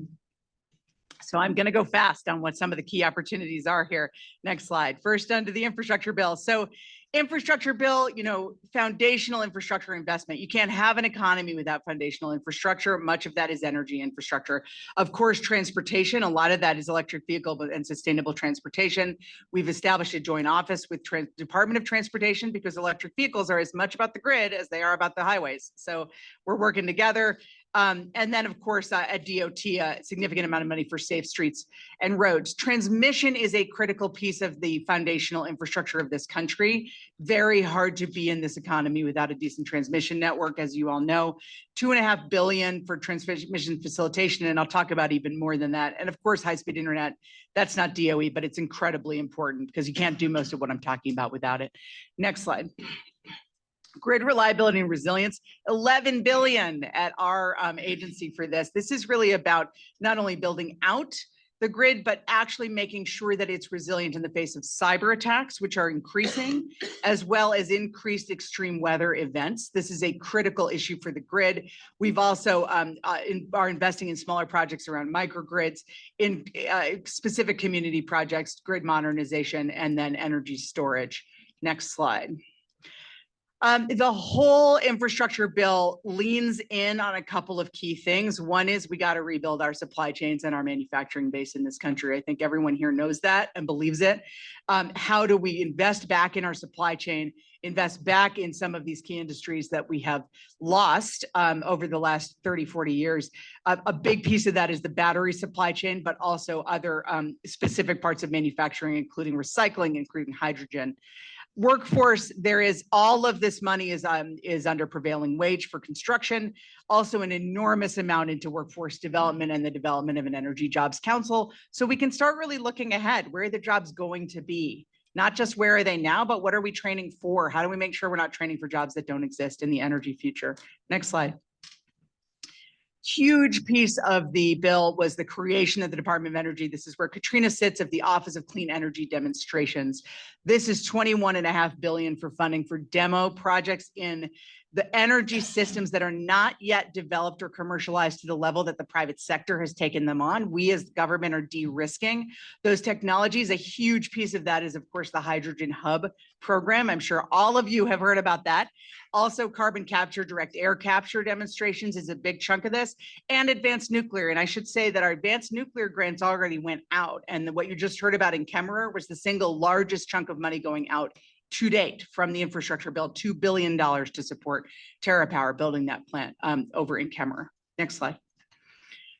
Going on to IRA, I will say the secretary always says that the infrastructure bill is the backbone, chips and science is the brain, and IRA is the lungs. It breathes life into all of the things we're talking about because it sets up the private sector to actually do most of the investment. We say that this transformation of our energy system, of our economy, is government enabled, but private sector led. And that's what the Inflation Reduction Act really does. Next slide. Primarily, it does it through tax credits. I'm not even going to try to get into all the tax credits. There are so many. It is super complicated. There are a huge number of tax credits. One of the really important things about the tax credits, though, is that there's a bunch of adders. So you can get basic tax credits for building out particular types of clean energy technology. And then you can get adders if you do it in different ways. You get an adder for low-income communities. You can get an adder for energy communities. That's the slide here on the right. You can get adders if you do domestic content. You can get adders for using apprenticeship programs. You also, in some cases, can do direct pay. So state and local governments and tribal governments don't actually need to do this through tax credits because they don't have the same kind of tax liability. They can actually get a direct pay for the same amount of money for the projects. It is a significant amount of money. You can get up to about a 70% tax credit on projects if you stack these credits. And the energy community one is one of the broadest. So really recommend looking at that. 48C is a different tax credit. This is one that you probably remember from the American Rescue Reinvestment Plan. This is a tax credit specifically for clean energy manufacturing, 30% tax credit, and there's a 40% carve out of the whole program for coal communities. So 40% of that money is going to go to coal communities, full stop. And this is the map on the left. Next slide. Another huge piece from the DOE perspective in the IRA is in our loan program office, the creation of a new program that we're calling the Energy Infrastructure Reinvestment Financing Program. Technically, it's called Section 1706, if you hear that number. This is a new program that's $250 billion in loan authority directly for repurposing, reusing, or decarbonizing existing energy infrastructure. So think about your closed coal plants. Think about your pipelines that are no longer functioning in their original capacity. Think about your mines that you're transitioning or want to build out on. Think about your refinery transition ideas, other energy infrastructure. This money is for that. It does not have to be innovative. This is a really unusual thing for us. Unlike every other LPO program, this does not have to be an innovative project. You can do solar and storage on a coal plant. You can do small modular reactor on a coal plant. One of those is in the innovative category, one isn't. So you could do either one. Really recommend looking at this. The guidance just came out and this is rolling applications. So constantly open, encouraging applications all the time. Next slide. I'm going to just talk about a couple more things because I know I don't have much time. So one of the things that we've done, and this was the thing that I talked about, I did a presentation with Drew, I don't even know when that was. Last week. On this, which is the community benefits plan. We are doing something new for us at the department, which is that we're really recognizing there's no one size fits all way to do this kind of funding and that we need to start with partnership with communities. Every one of our applications from the private sector, we are requiring that they have a community benefits plan that shows that they're actually paying attention to what the characteristics are of the place that they're going and who is there already and how to work with that community to make this have the most benefits possible. Next slide. What that looks like is a 4-part strategy. Each of these is equally weighted. One of those is meeting the Justice 40, exceed or meet the objectives of Justice 40. So benefits to disadvantaged communities. I want to underscore, this does not mean your project has to be in a Justice 40 community. This is about making sure that benefits like mitigating environmental harm are broadly available, including to communities that have been left out. Diversity, equity, inclusion, and accessibility. This is making sure that you're building opportunities that are accessible. And in Wyoming, I learned on our call that you have one of the biggest gender pay gaps in the energy sector of any state. Also a very low number of women in the energy sector workforce. Think about that as a DEIA strategy for Wyoming. That's a great example. Creating not just jobs, but good paying jobs, not just good paying jobs, but jobs with benefits, family supporting jobs, jobs that actually create broadly shared benefits across the community and that help contribute to the tax base. And then just actually working with community and workforce partners so that you're having a real impact on that community. And next slide is my last one, I think, or almost. And the secretary has talked about this as a risk reduction approach. We really feel that projects are more viable if they're done in partnership with communities. We see so many delays in permitting and siting at this point, and so many concerns about projects when we're talking about them up here. When we start talking about them in reality with communities, with the people who will be working in those places, it's a much more productive conversation. And this is really encouraging that as part of our overall strategy. Next slide.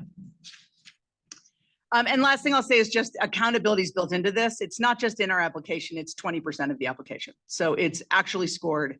It's actually written into the contracts. We're actually making sure that people talk about what these commitments are to communities so that there's some accountability even beyond when I'm at DOE and others of us are at DOE. We want to make sure this survives. Last slide, I think. Thank you. Stay in touch. So one quick thing before we get Miles up here. I think Miles, you're next, or Glenn's next. Okay. Sorry. It would help if your moderator knew what she was doing. The one thing I do want to say is if you're doing a community benefit plan for any of your grants, the governor's office is working directly with the School of Energy Resources on trying to put a screening tool or some framework together. So I would say if you're struggling with that, please contact me. I'll put you in the right touch with the right people so we can help you through that. So we're having those conversations. With that, Glenn Polly with USDA.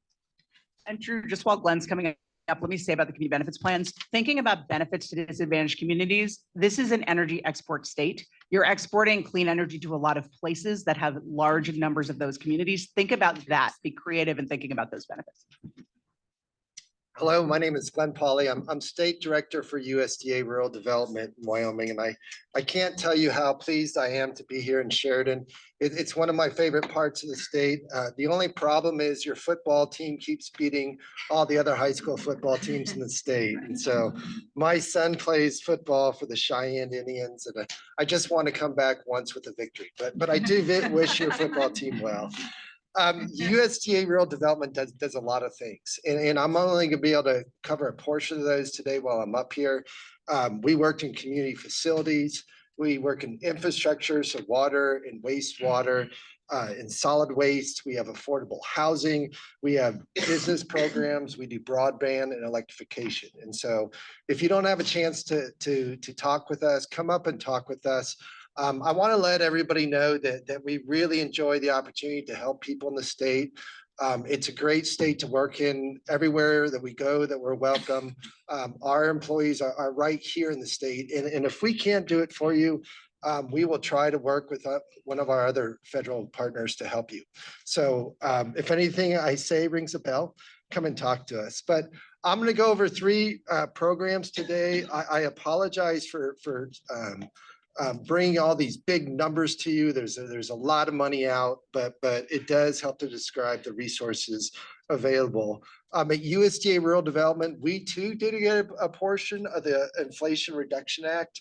One of the portions that we received is the Powering Affordable Clean Energy Act. And this is $1 billion that's being made available to really anybody in the energy sectors. This includes for-profit organizations, nonprofit organizations, the state, the tribes, the universities. And this is for pretty much any type of renewable energy project that you can think about. So this would be wind, solar, water, as far as hydropower, geothermal, anything is considered. And this, the big thing about this program, we give this out through forgivable loans. And for this program, the 20% forgivable loan is going to be available for everybody that meets the minimum requirements. We have a 40% forgivable loan that's available in disadvantaged communities, and a 60% forgivable loan that's available for tribal communities or corporations or other individuals that work with tribes. The due date for this is coming up fairly shortly. A lot of our programs in this space start with a letter of interest. For that will be due June 30th of this year, and it will last through September 29th. For the individuals that are selected to go forward, they will be notified in about 60 days and will have 60 days to complete their application. The minimum loan size for this program is $1 million, and the maximum loan size is $100 million. We have another program that's available. This is only targeted at rural electric co-ops, but it is our Empowering Rural America program, the ERA program. For that program, we have about $9.7 billion available. And that's available in loans and grants and loan modifications and refinancing. The nice thing about this program, as it was said before, it really empowers the private sector. So projects that are brought forward on this program are scored basically on their ability to reduce carbon. There's no favor for any type of technology that's involved with that. Projects that are eligible include renewable energy projects, zero emission projects, carbon capture and storage projects, as well as a purchase of renewable energy. Letters of interest for this project are due July 31st, and those will be accepted through August 31st. The other program that I want to bring to everybody's attention, this is going to be accessible for more individuals in your community, is our Rural Energy for America program. This program is involved with both energy efficiency and renewable energy. And there's 2 groups of people that qualify. That's agricultural producers. Individuals get 50% or more their income from agriculture, and small businesses, and a small business is defined as a business with 50 or fewer employees, and it is in a community of 5,000 or fewer residents. It's broken up into 2 areas, as I mentioned before. We have an energy efficiency side. By what I mean by energy efficiency, it's really anything that can bring down your power bill. So it could be new doors, it could be new windows, it could be a new furnace, it could be new insulation. For that grant, the minimum grant size is $1,500. The maximum grant size is $500,000. Another part of that program is the renewable energy side. That is similar. That would be anything like solar or wind or geothermal. For that program, the minimum grant size is 2,500 and the maximum grant size is $1 million. There is a cost share involved with this, but the amount of the grant has been increased and it covers 50% now of the project cost. And the applicant only needs, if they work with that and a loan, to supply 25% of the project cost. So if you have a question about any of these programs, the first two I mentioned, the Powering Affordable Clean Energy Program and the Empowering Rural American Program, the $1 billion available for renewable energy and the $9.7 billion available for rural electric co-ops, those are brand new. We're getting a lot of this information ourselves, but please come and talk to us. We'd love to see a lot of this money spent in Wyoming. For some of these programs, we are getting a lot of interest as far as coal carbonization or coal gasification and carbon capture. So these can be used to support some of our traditional industries here in Wyoming. I brought Miles Benz along. He is the expert in our Rural Energy American program, our REAP program. That's a program that's available for agriculture producers and small businesses. We would love to talk to you. You're going to see more of me in the other presentations today. One of my jobs, as everybody says, I love to advocate for Wyoming. I always say I don't need to be smart. I just need to surround myself with smart people. So if you have any ideas for our programs, ways of making those more efficient, just let us know. We're developing better and better relationships with our federal partners. We all want to be successful. We want to bring those ideas forward. So I really enjoy having the opportunity to speak today, and please come and talk to me. I would love to hear about the project in your community. Okay, that's just a taste. Take a deep breath.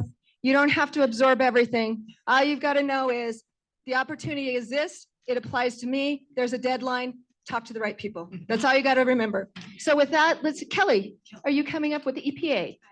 Great. All right. Hello, everybody. Hopefully you can hear me okay. My name is Kelly Watkins. I'm the Chief of Staff for EPA Region 8, which includes the state of Wyoming. So I'm really happy to be here sharing information with you all.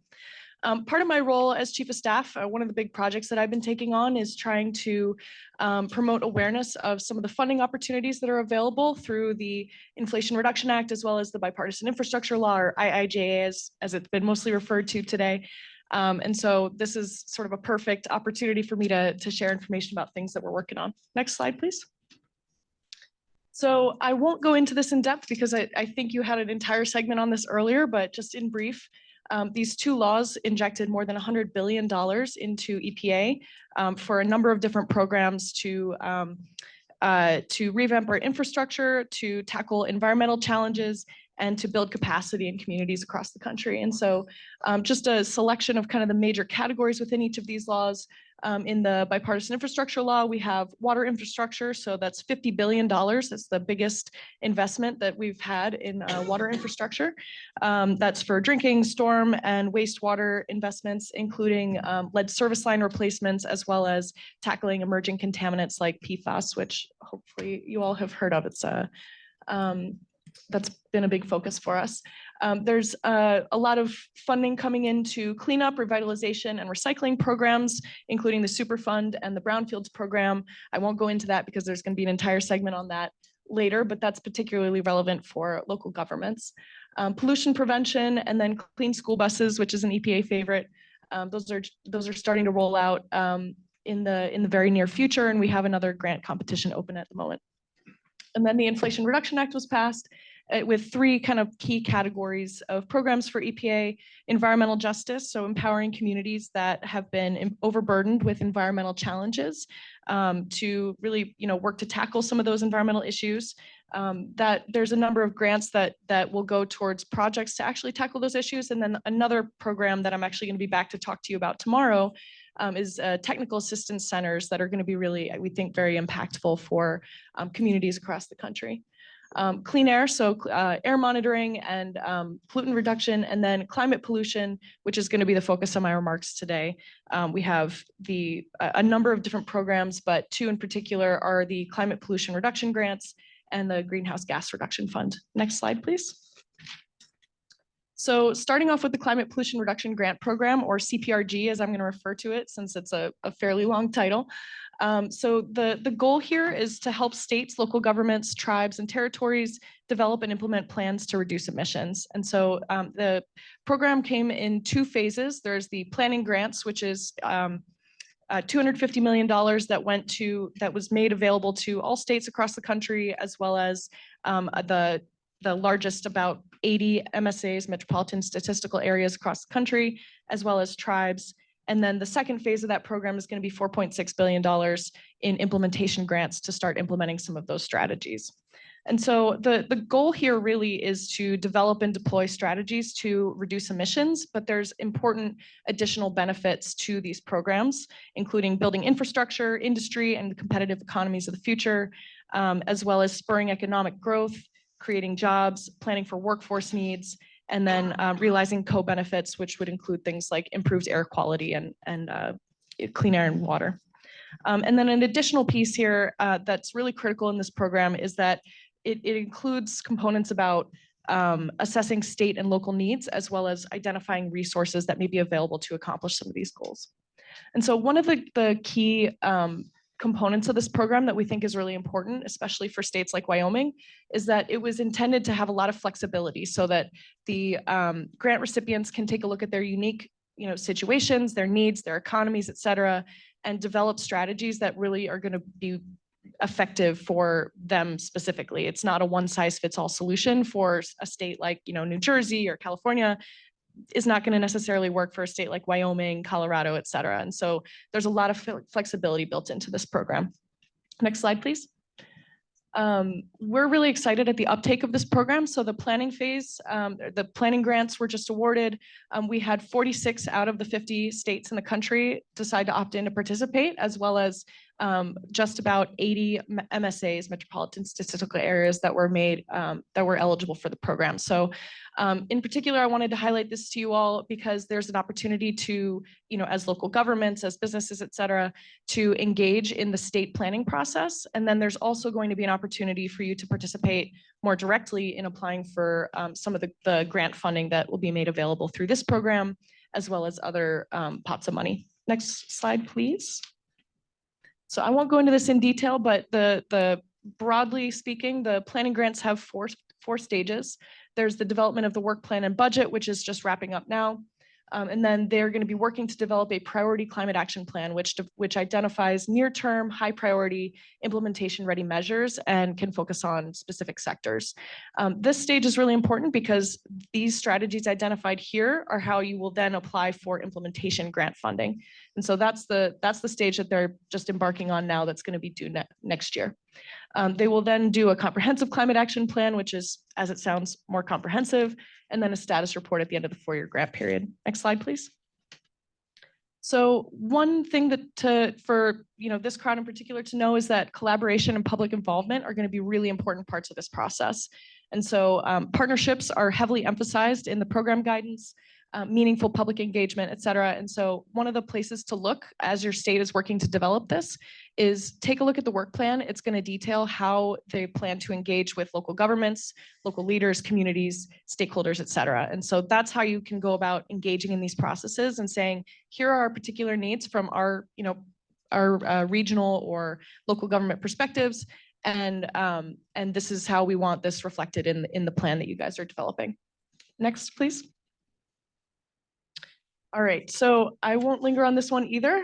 We're all on a tight timeline here, but there are a lot of resources available here that may be of interest to you all. The website is right there, but it has a lot of tools and technical resources around webinars, FAQs, sample documents, and details for how you can engage in this process.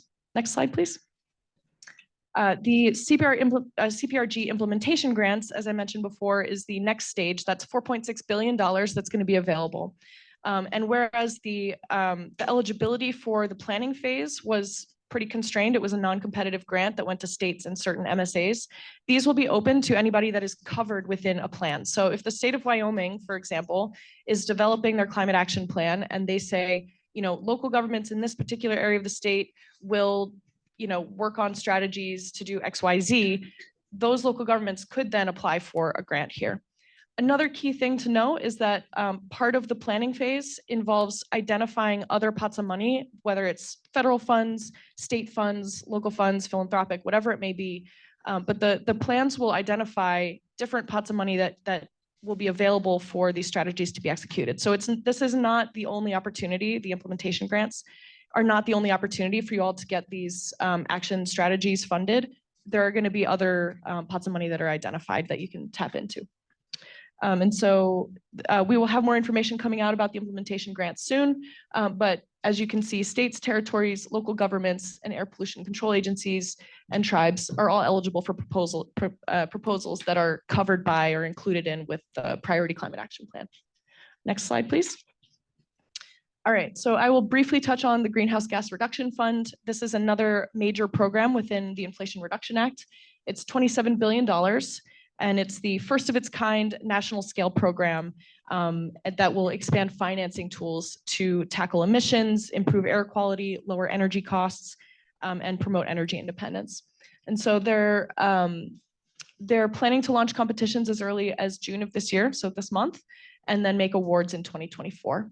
And you can access the implementation framework there, but I'm going to cover it just very briefly on the next slide.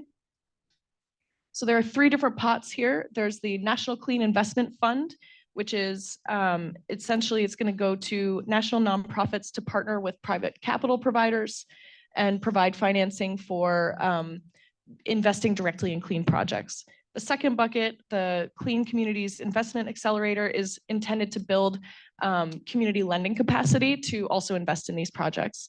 And then the third one that I think might be of most interest to you all is the Solar for All program, for which states, tribes, and municipal governments, as well as eligible nonprofit entities, will be eligible to apply for, and it's to expand solar in low-income communities and communities that are overburdened with environmental issues. So that, I think, wraps up my, one more slide, sorry, conclusion. So essentially, I've only focused on a very small subset of the programs here. You're going to be hearing about water infrastructure as well as brownfields later. And then tomorrow I'll be back to talk about the technical assistance resources that are available through our EJ program. But it's really a historic moment. A lot of the themes dovetail with some of the things that DOE talked about. But we have historic levels of resources to deploy. We recognize that it can be kind of overwhelming, especially for small communities that haven't typically managed federal grants, for example. The EJ Technical Assistance Program I'm going to talk about tomorrow is intended to tackle that challenge and help build capacity among community groups as well as local governments, et cetera, to apply for and manage effectively these grant funds. So look forward to talking with you all about that tomorrow. Thank you. Thank you.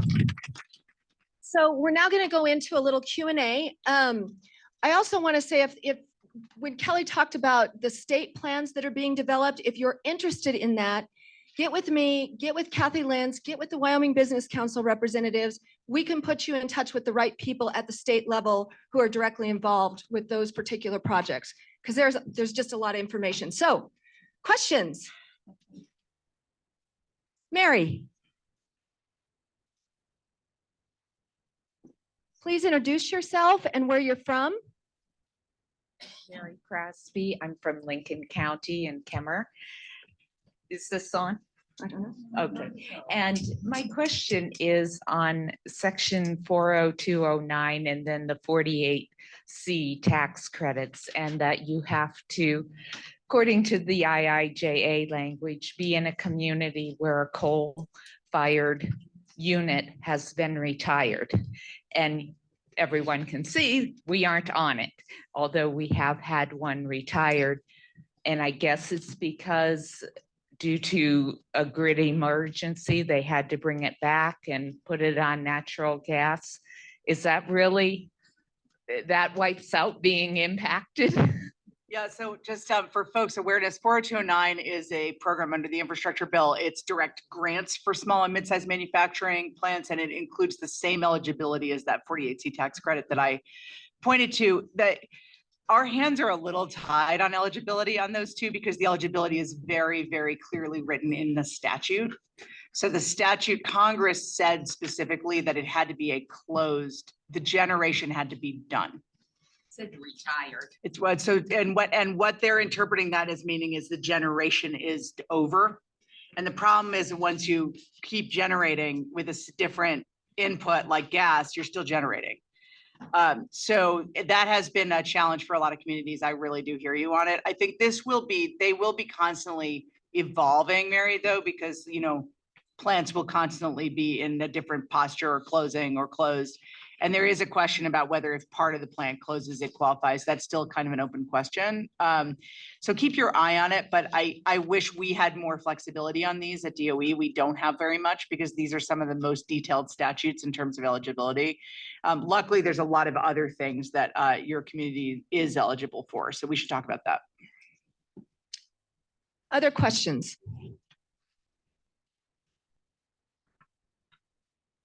No? There we go.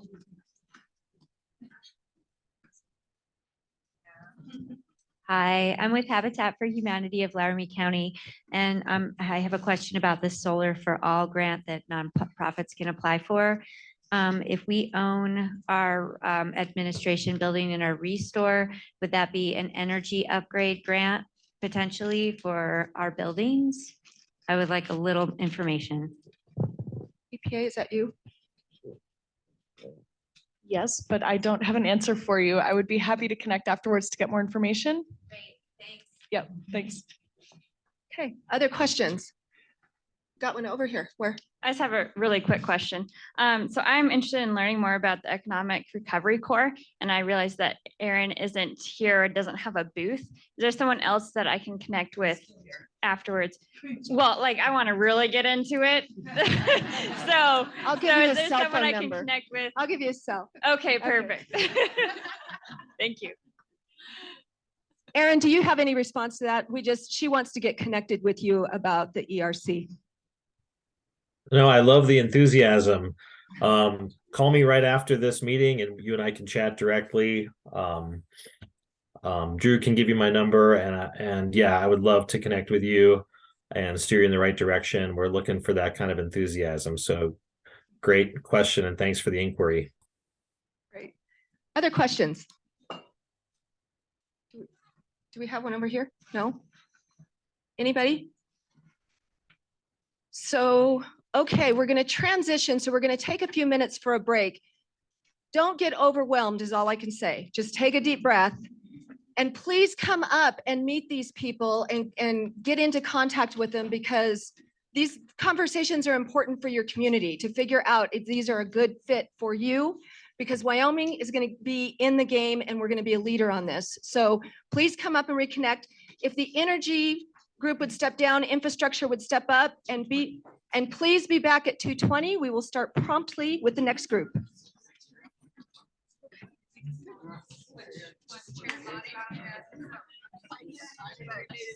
Well, I hope they come up and talk because there is so much information. It's overwhelming.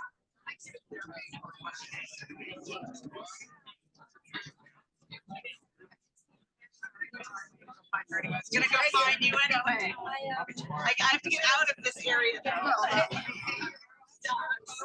am actually really claustrophobic, so yeah.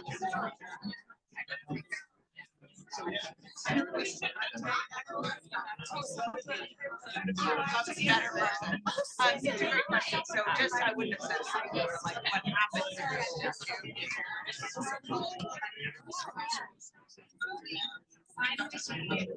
It's still there. And you're still on the district with Barrasso and so yeah, I just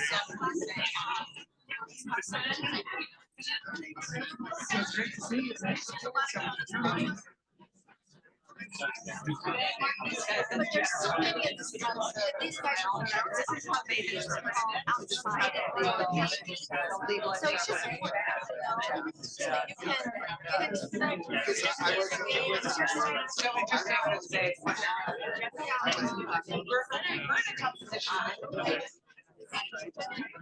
And it's frustrating.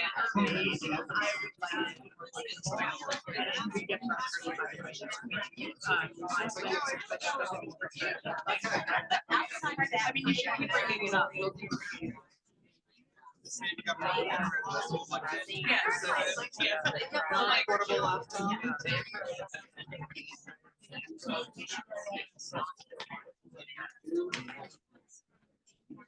I think that is probably not, right? So that's what I'll follow up. They were. I'll say that all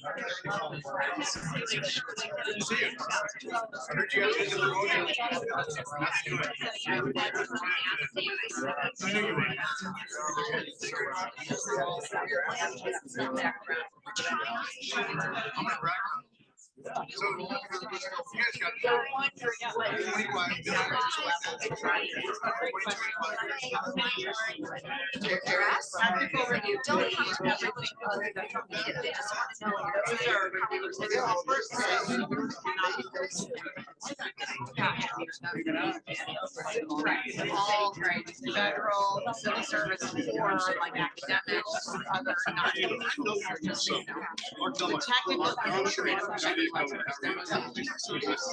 benefits plan reviewers are people with actual backgrounds off an academic area.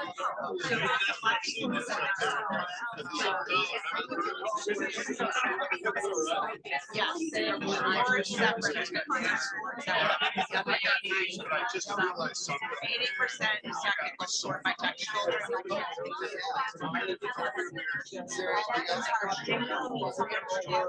This is also really important.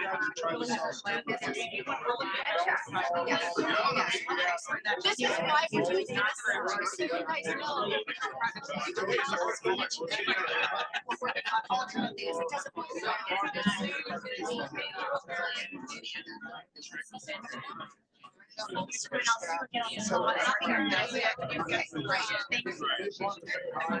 I always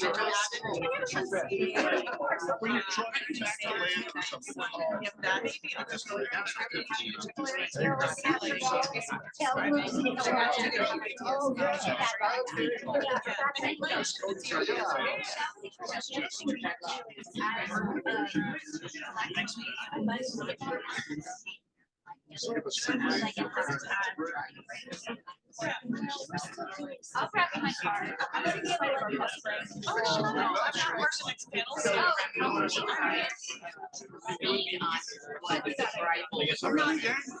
That will let the director.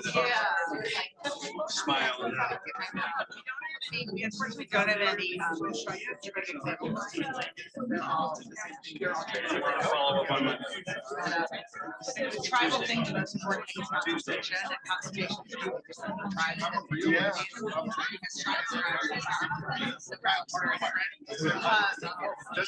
There are websites of really good tribal community agreements in general that I should just send you.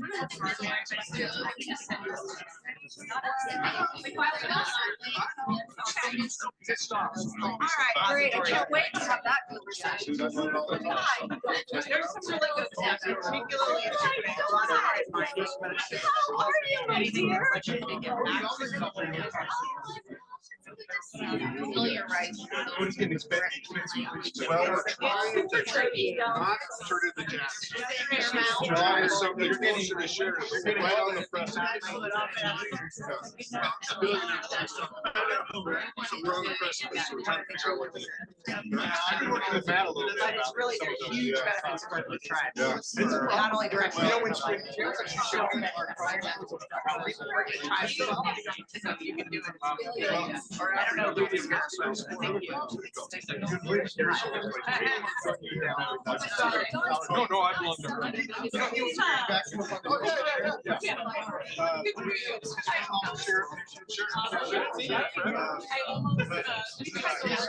We got tools. So he moved in with us now.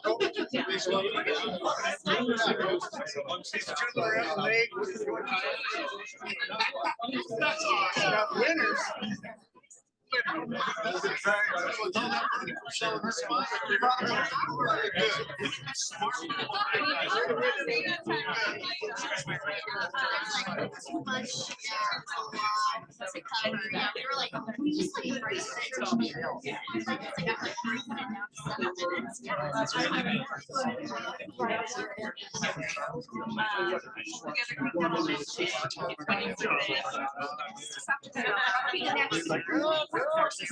gonna do infrastructure next year. So hang in there.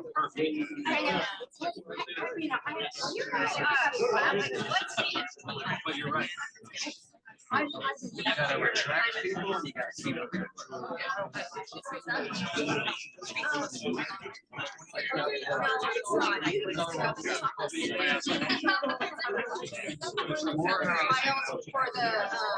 Which is always just like. The one that she said. I think they're ready. They are. Very nice to meet you. Adam Anderson. I'm here to support my director. I'm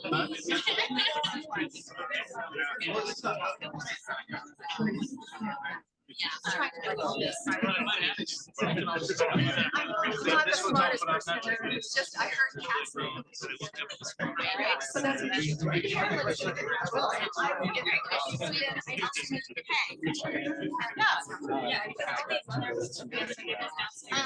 Question. Is the climate, what's the climate that we're doing?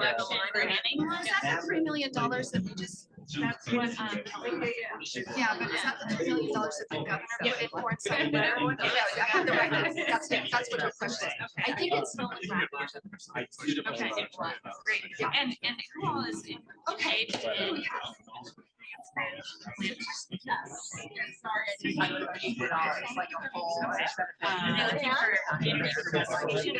Nice to have you. Thank you. And who do we have on the end? Yay. Great. Thanks for involved. So I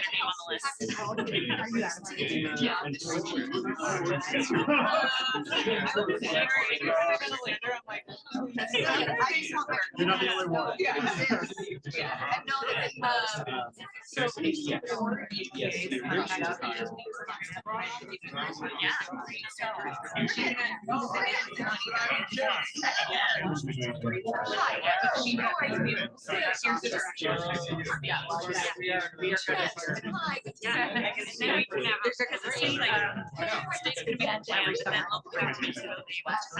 Use that they're able to get in at the planning stage, and be like, I knew what's going down the pipe.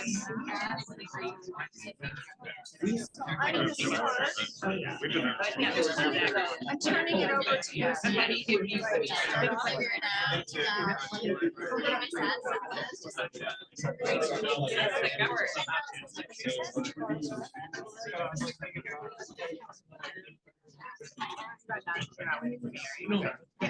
Okay, if you all want to start making your way back in, we're going to start with the next session in 1 minute.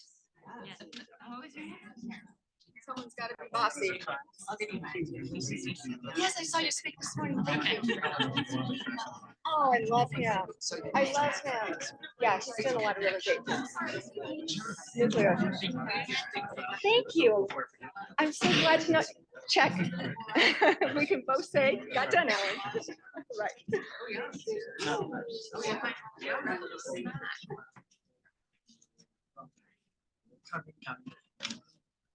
Okay, 1 more minute. Let's get everybody in and seated. Hopefully we didn't lose a bunch of people. There's more good stuff.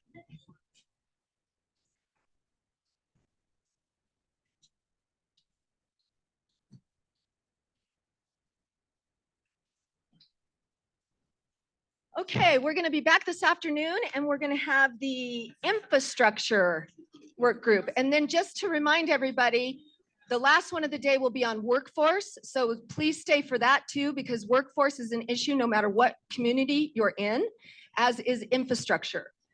So with that, I'm going to turn it back over to Glenn Polly with USDA Rural Development.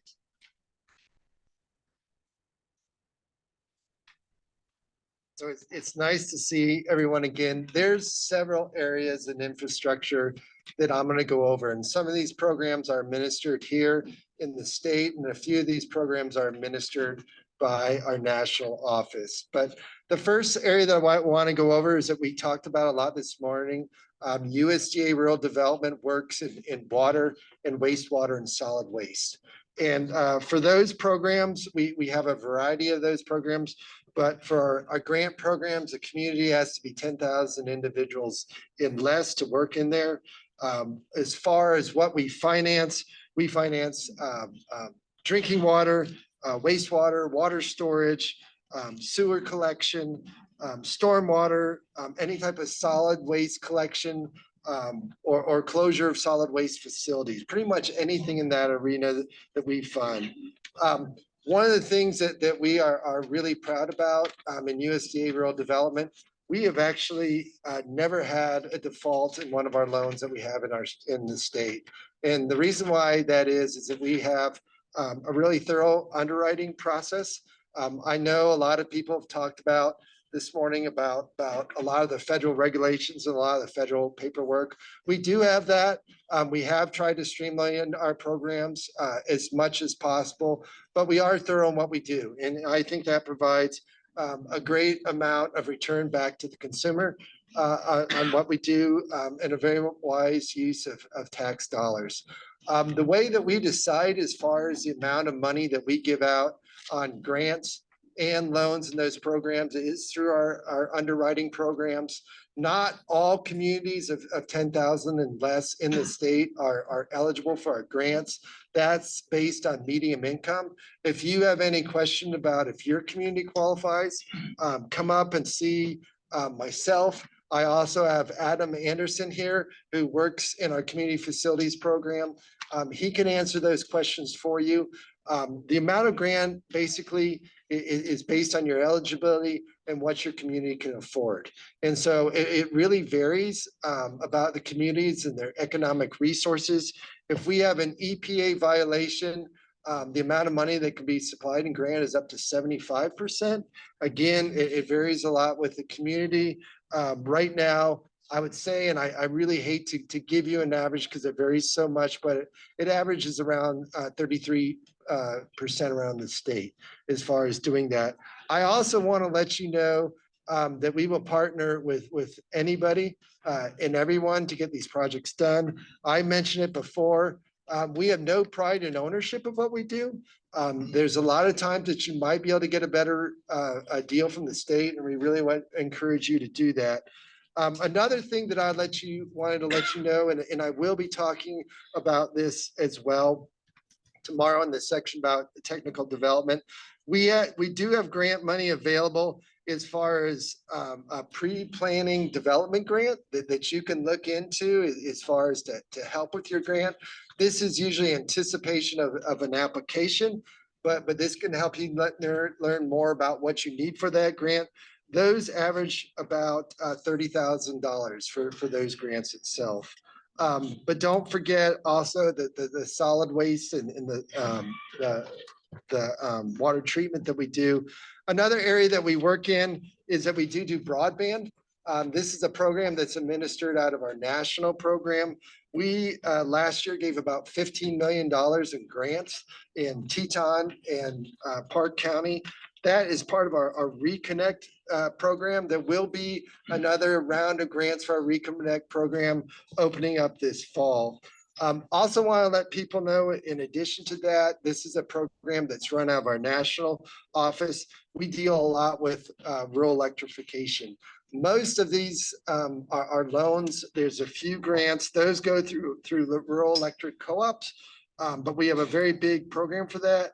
Also for rural electric co-ops, we do have a loan and revolving grant program, a 0% interest to support economic development in their communities. So again, if you have any question, if you are working on a water project, we will be glad to have those discussions with you, and we'll be glad to work with your partners as well. Thanks, Glenn.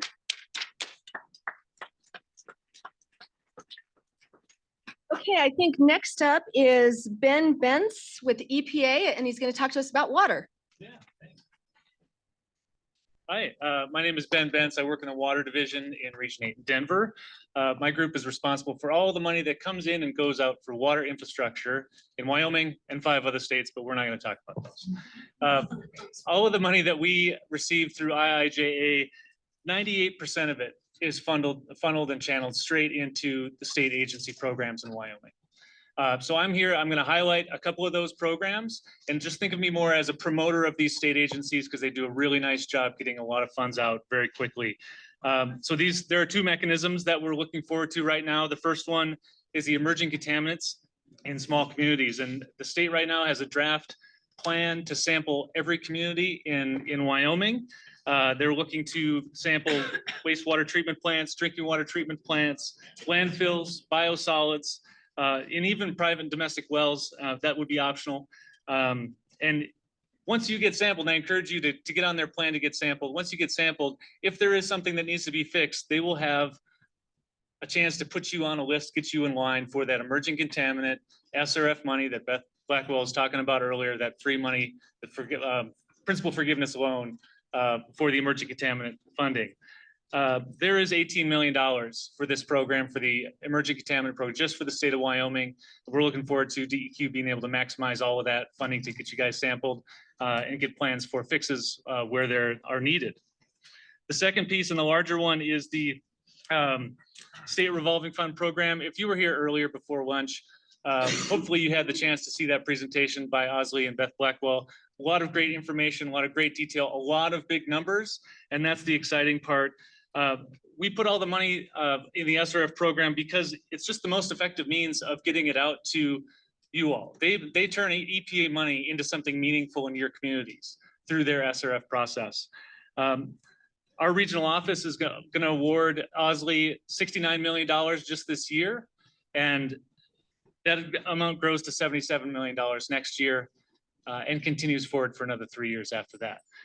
This is in addition to the funding that the state SRF program already has available for those of you in your communities.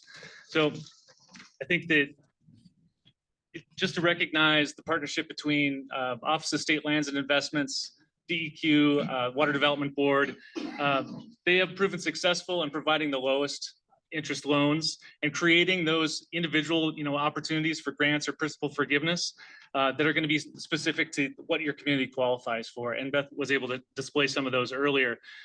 Now, understandably, there might be some circumstances where you will need to take a loan. Nobody enjoys that part of it. Now, anybody's really looking forward to taking on debt for their community. But if there's ever a time to think about that option, it's now. There are the most water infrastructure funds we have ever seen in the 35-year program of SRF are happening now and in the next 4 years. Wyoming SRF's program is offering some of the lowest rates that they ever have in their history and some of the lowest rates in the country. There was a 0% and there was a 1.5% that they had up earlier. That is outstanding. You're not going to find a better deal than that for probably decades. So again, these are the best terms for an SRF loan we're probably ever going to see in Wyoming, but it is still a loan. And I just want you to think of it as more of an investment in your community and your community's water system. Think of it as a promise of healthy and safe water for the next generation of folks in your community, your family members, your friends that are there. This is the most cost-effective time to take on and make that hard choice of investment. Thank you for having me. I'll be around tomorrow for the TA conversation and the tables, but look forward to talking with you then. Barbara's up next.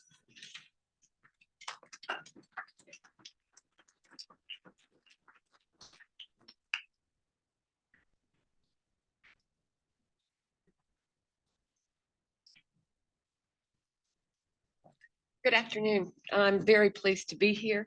I've even seen some of the communities that I work with here in Wyoming, in your wonderful state. My name is Barbara Benoit. I'm hoping my slides are going to come up. And it sounds like the beautiful sunshine that you had earlier is on its way out. We've had some of the same weather, so.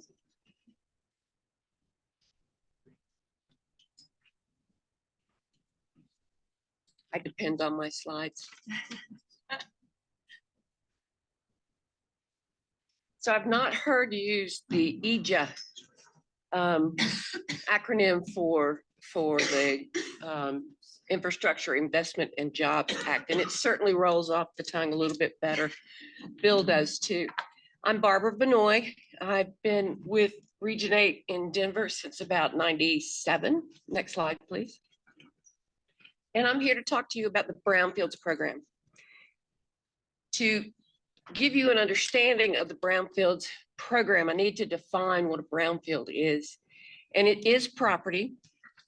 And the rest of this is really bureaucratic language, but essentially a property is complicated in its redevelopment, reuse, or even use because of the presence or the potential presence of contamination. And that's very, very important because you don't have to have definite contamination, but a lot of our blighted buildings in downtown on Main Street, they're old, they're dilapidated.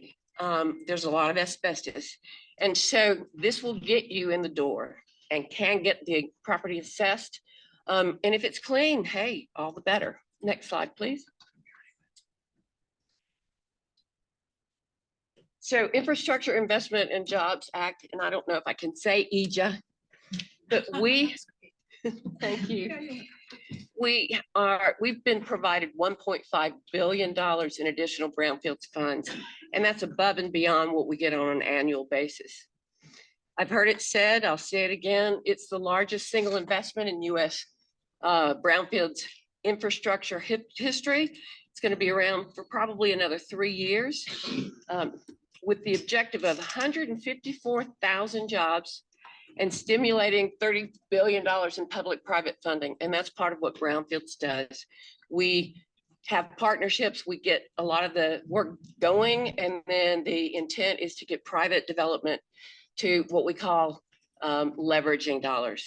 The last time I looked, every federal dollar results in $17 from private investment. Next slide, please.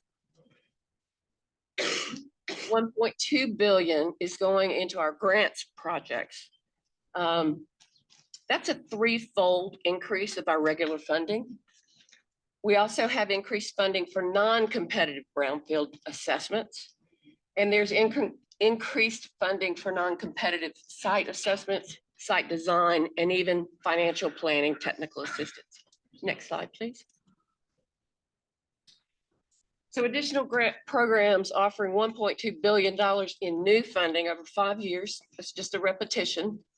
Our competitive grants come out generally in October. And you can see from our website, EPA.gov brownfields, you'll have a whole lot of information that talks about all these different grant potentials and as well as our technical assistance that's not competitive. Next slide, please. So multi-purpose grants, they are pretty new. They're relatively new on our menu, if you will. And these allow for communities, states, tribes, nonprofits to plan, assess, and clean up sites. Generally speaking, we've only had assessment and then cleanup grants. So there's no cost share. The applicant must hold fee simple title for the property, and we can talk about that further for anybody that's interested. And the grants are up to $800,000. Every one of these slides is going to have the eligible entities right under the title. Next slide, please. So Wyoming doesn't have a multi-purpose grant yet. We'd love to see you come in and get one. This example is Canyon City in Colorado. And it's done a lot towards recreation and tourism. And one of the things out here in your Acme site, they're looking a lot at tourism, whitewater, canoe parking. So next slide, please. Assessment grants are one of our big grants. Again, there's no cost share. It's up to $1 million for coalitions, and that's generally 3 communities together. So a lot of rural towns don't have the wherewithal to do it themselves. Partnering with other communities helps. The $500,000 community-wide assessment grant is for communities, and it can be either community-wide or like the state of Wyoming now, their community-wide is the state. Up to $2 million for grant, $2 million per grant for states and tribes. Next slide, please. This is an example of an assessment grant. The state, this is also partnering. The Wyoming Department of Environmental Quality got an assessment grant for the Acme former power plant. And then Sheridan County is benefiting from it and now has a cleanup grant. This is just an example of how we try to build our grants into consecutive beneficial opportunities. Next slide. Cleanup grants, again, no cost share. You can either have a single site cleanup grant or a multiple site option. Again, the site owner, it must be owned and they cannot be responsible for the contamination. But these are grants for communities and states and tribes. And so there are ways to get property that's contaminated with transfer of title, with discussions with your county, with your state, with your local, just to make sure that the people who want to get this site cleaned up do have the opportunity. The applications can be amounts for 500,000, $1 million, or 2 million. Next slide, please. Again, this is the former power plant. It's one of our examples that has a current cleanup grant. And then the Green River Train Depot, if any of y'all have seen it, that's one of our cleanup sites as well. Next slide. Green River Depot, this is how we like to stack the benefits, if you will. EPA had a phase 1 targeted brownfield assessment in 2012. There was a phase 2 in 2013 that found contamination. And then EPA awarded them a cleanup grant in 2018.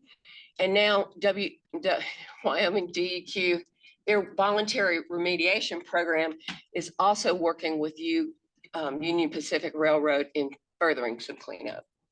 Next slide, please. Revolving loan funds, we also have them. I've heard quite a bit talking about the funding and lending opportunities. There's no cost share for the bill funding or the EJA funding. They're up to $1 million for new grantees, and existing RLF grantees, revolving loan fund grantees, can be eligible for additional funds. Next slide, please. So you have Wyoming Business Council is partnering with the state of Wyoming, and they have an $800,000 revolving loan fund. And the city of Cheyenne started with $1 million, and they haven't spent quite half of it. But these are opportunities and funding for doing further cleanup where the opportunities or the local municipality just doesn't have the funds for doing something like this. Next slide, please. We also have job training grants. There's no cost share. It's up to 500,000 per grant. Next slide. So you don't have one of those here, but here we're at a community college and we are sending out the information far and wide. The solicitation for the job training grants is coming up within the next week. I don't know the exact date, but touch base with me. I'll be here today and tomorrow. But this is an example. Groundwork Denver is a nonprofit. These job training grants have to do with environmental issues, whether it's abatement of asbestos, whether it's building science principles, tree care. So it's flexible. Sorry. But it's a great opportunity. And they just had their first graduation in 2022. Next slide. Targeted brownfield assessments, municipalities can talk to EPA and we can come out on our dime. You don't have to spend any money, and we will do phase 1 and phase 2 assessments and cleanup planning. There's an easy online form And we have significant increase of targeted brownfield assessment funding. And it's a really easy way and a non-cost way for communities to get involved. Next slide. So I don't have an example here. This is from Colorado again. I do have examples, but they're not within this slide presentation. But next slide, please. We also have land revitalization technical assistance. And the Acme former power plant is one of the recipients of that, where they've taken the visioning from the community and they've developed 3 alternatives for reuse. And that's where the canoe parking is. So it's direct technical assistance. We do meetings with the public, with the community, find out what they want, what they need, the opportunities. We accept these applications year round. And again, there's significant increase of funding of this for land revitalization. Next slide. These are the 3 alternatives. They're not the best rendition because the kayaking park along the river. What's the river that's in this area? The Tongue, that's right, the Tongue River. And it's really going to be a beautiful thing if it comes to fruition, but they would like people here from this area know how important the Acme power plant was to this area. And there is a desire, maybe not to keep the building, but to have at least commemorative and recognition at the site. Next slide. That's just a bit of a example with Green River. Next slide.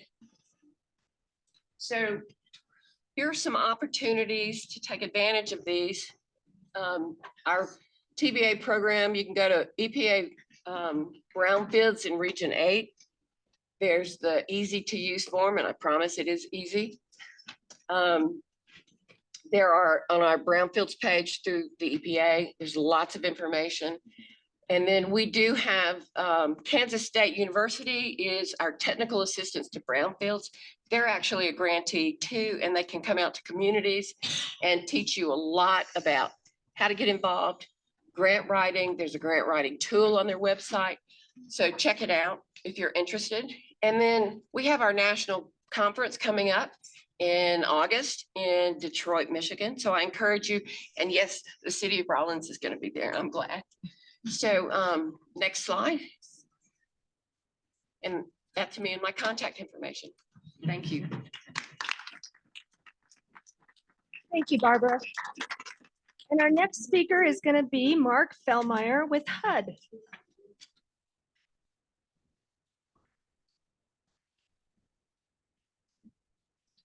Good afternoon. Thank you for having me. My name is Mark Fellmeyer. I am the State Director for U.S. Department of Housing and Urban Development HUD Wyoming Field Office, and we're officed out of Casper in the Dick Cheney Federal Building. Next slide, please. This is HUD's mission. I'm not going to read it to you, but some of the important takeaways from this mission is that we're here to really promote strong, sustainable, inclusive communities, but most importantly, supporting quality, affordable housing.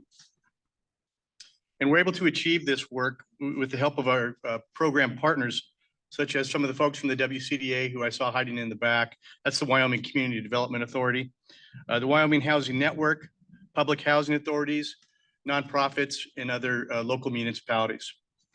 Next slide, please. This is how HUD is broken up. These are our different program offices within HUD. There are 9 of them. There's this list of the different program offices, each with their own specific mission under the overarching mission of HUD. And where I am located, and excuse me, I meant to introduce Trent Lofts, our program analyst, who is also up from Casper. But Trent and I, we are in the Office of Field Policy and Management, which I'll go into more detail on the next slide. But some of the other notables for purposes of this conversation, offices of program offices with HUD would be the Office of Community and Planning Development, CPD, and the Federal Housing Administration, FHA, which I'm sure most of you have probably heard of. Next slide, please. And this is the Office of Field Policy and Management. Again, that's where we are. That's the field offices that each state has. And again, we're located out of Casper, Wyoming. We serve really as the conduit between the HUD program offices and the communities that we serve and the constituents in which we serve. We are the first point of contact. We're essentially the front door of HUD, which are from our program partners, our state agencies, congressional offices, and the general public. We actually have walk-in folks that come in and talk about issues or concerns or their needs. We also communicate with the current HUD secretaries, and we drive their initiatives and priorities. Currently, our secretary is Marcia Fudge. Lastly, we address, program, deliver, and issue and review the impact that HUD has on our community. And how we do that, FPM is really a data-driven type of department. We correlate all the data and see how we can best use the HUD dollars in the various communities that we serve. Next slide, please. The Office of CPD, the Office of Community and Planning Development, this was a biggie for the state of Wyoming. This is just one of several of the different program offices that provide substantial amounts of money to Wyoming. In fiscal year 23, CPD formula program allocation for Wyoming is as follows. The state of Wyoming received approximately 10.5 million in fiscal year 23, and that is administered through the Wyoming Community Development Authority, the WCDA. And then our entitlement cities, which is based on a population kind of formula. Really, because of our rural state, we only have really two entitlement communities, and that would be Casper and Cheyenne, which are the larger population centers, which have over 50,000 people. And currently Cheyenne receives $500,000 a year in entitlement money. One of our most impactful programs that would be of interest to everyone here today, which enjoys the support, the bipartisan support, by the way, of Congress, is the Community Development Block Grant, also known as CDBG. Under CDBG, annual grants are provided on a formula basis to the states and entitlement cities to develop communities by expanding housing and economic opportunities for low and moderate income families. The state allocation of CDBG, as I mentioned before, that is all funneled through the WCDA, the Wyoming Community Development Authority. Next slide, please. The Office of Native American Programs is an important program within HUD. They basically act as a mini HUD under the larger umbrella of HUD. The Northern Plains ONAP, Office of Native American Program, oversees and administers grants to Wyoming federally recognized tribes here in Wyoming. And I wanted to highlight the Eastern Shoshone Housing Authority today because, and I know I've seen Charlie, their executive director here, and Hope there they are back there. There they are. These guys, I had the opportunity to visit their offices a few months ago, and it was quite impressive. And you can see that up on the slide here is some of the good work they're doing with some of the grant dollars and that they're doing with HUD. And they have actually secured in the past 5 years, I was quite shocked, these folks have it going on, over $22 million in grant funds to serve for their tribe. And specifically, the last one was about a $5 million grant in which they were able to build 23 new homes, which you can see some of those new homes under construction currently. And we were able to tour those homes, and they are built very, very well, and they're being very, very resourceful and stretching those dollars as far as they can go to get the good work done. So I just wanted to say congratulations to Eastern Shoshone Housing Authority.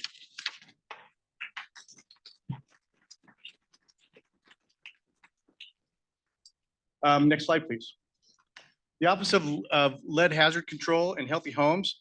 The Office of Lead Hazard Control and Healthy Homes provides funds to the state and local governments to reduce lead-based paint hazards. Currently, there are several grant opportunities that are available, and I know that on the state level, Trent and I have participated in a committee that is overseeing a grant that has been received from the EPA, and I'm trying to work with them to push for some of the HUD dollars that are out there as well. Currently, the lead hazard reduction grant, there's one available through HUD for 311 million. Before this morning, it was 711 million, but one of those grants had closed. There is the Green, Resilient, and Retrofit Program grant opportunities, and those are worth about $540 million. Next slide, please. Actually, there you go. Thank you. The Office of Chief Financial Officer, OFCO, is the office that manages all of HUD's grant information. This QR code link to their website will give you more information on how to apply for some of these grants, the technical assistance, training opportunity, and any additional resources that you might need to navigate that web of bureaucracy. Additionally, award announcements are also released from OFCO. And we'll have more to offer on that at our booth, so come by and say hello. Anyway, thank you very much for the opportunity to share a lot of what we do. And this, again, here's my information up on the screen if you would like to contact us, or feel free to stop by and have a more granular conversation if you'd like. Thank you, Mark. So our last speaker in this section before we get into question and answer is Katie or Kyle going to speak? Kyle. Okay, come on up.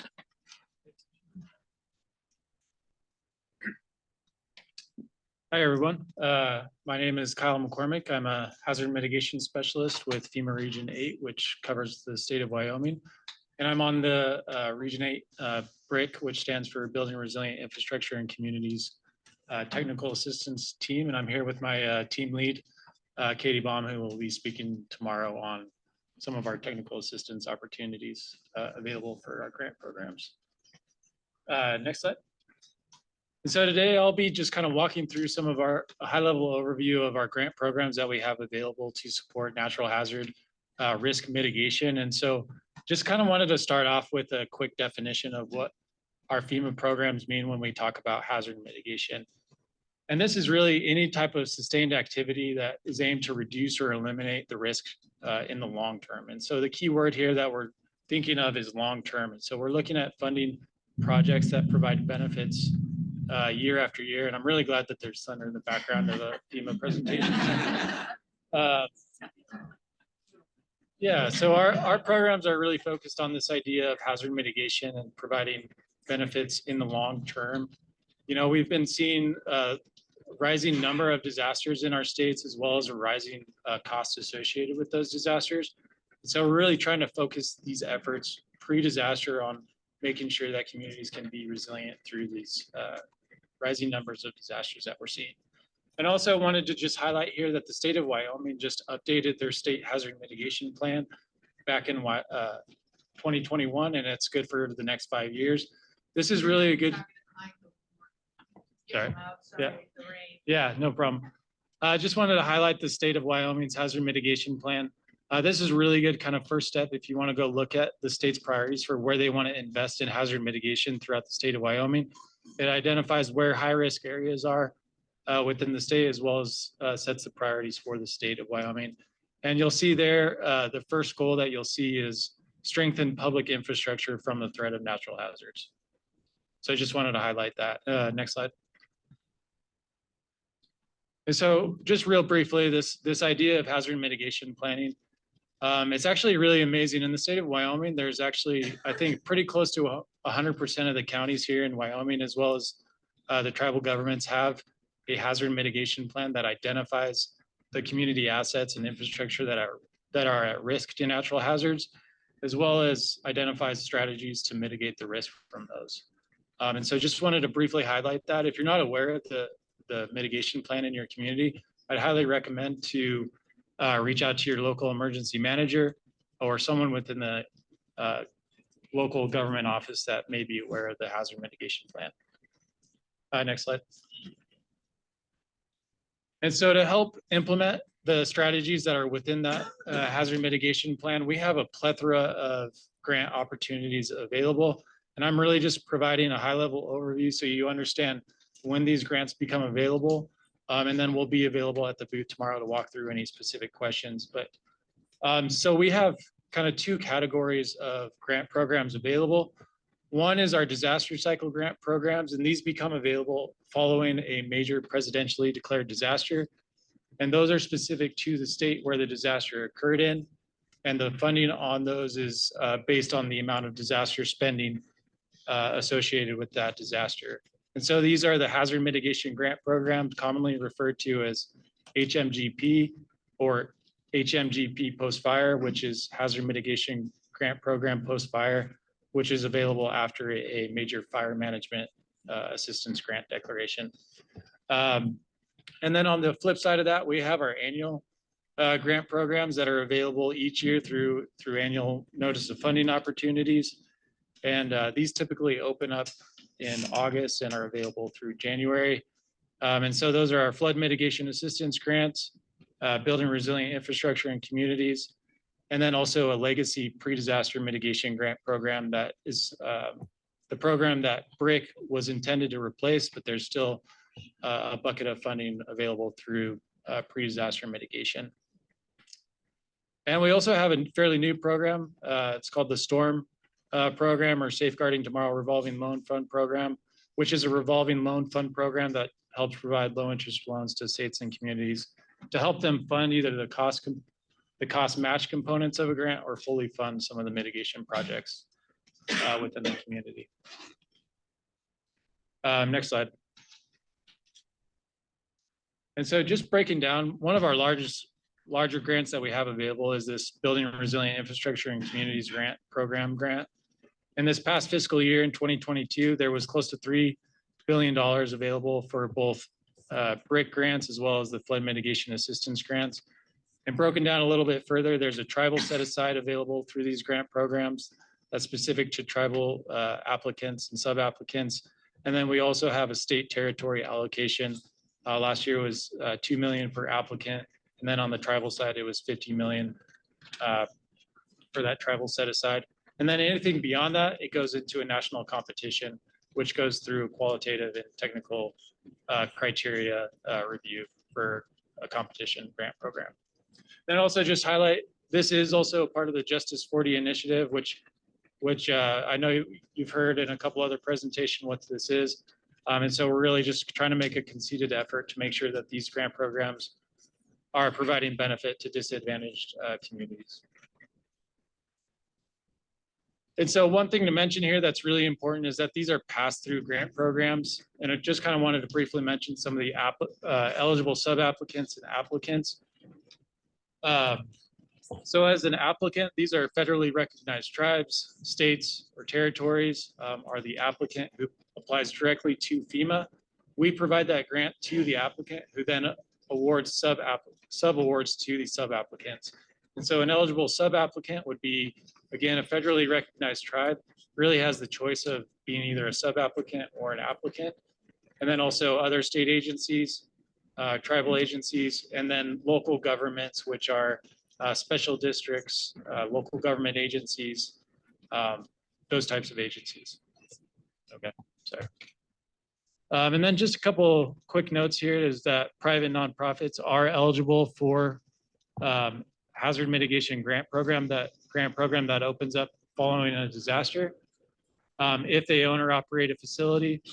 And then if you have some type of business, individual, or neighborhood association that's interested in applying for a mitigation project, they can have the city or county that they're within apply on their behalf. So I thought that was an important note there. Next slide.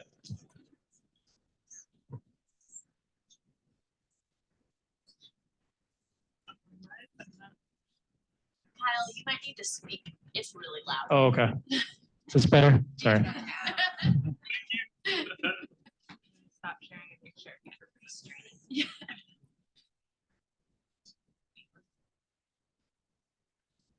Kyle, do you have any training or techniques for flood mitigation today for us? Yeah, actually, yeah, we have some examples at the end. Oh, yeah, oh no.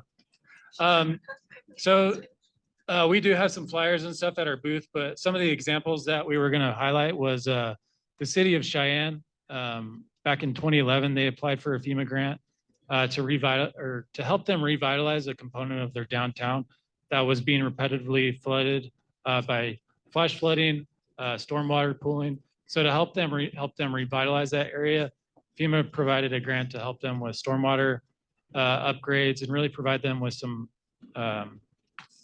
mitigation grants for things like stormwater upgrades, nature-based solutions, and low-impact development. And actually, as a part of that, the city of Cheyenne also received grants from EPA and some other agencies to help them with brownfields revitalization, to just really help them with their master plan for that area downtown. And then also we have other types of infrastructure protection grants. I know that, this slide here. This slide helps just kind of provide an overview of some of the eligible grant activities. But if you go to the next slide. Here's the city of Cheyenne example, and then the next slide.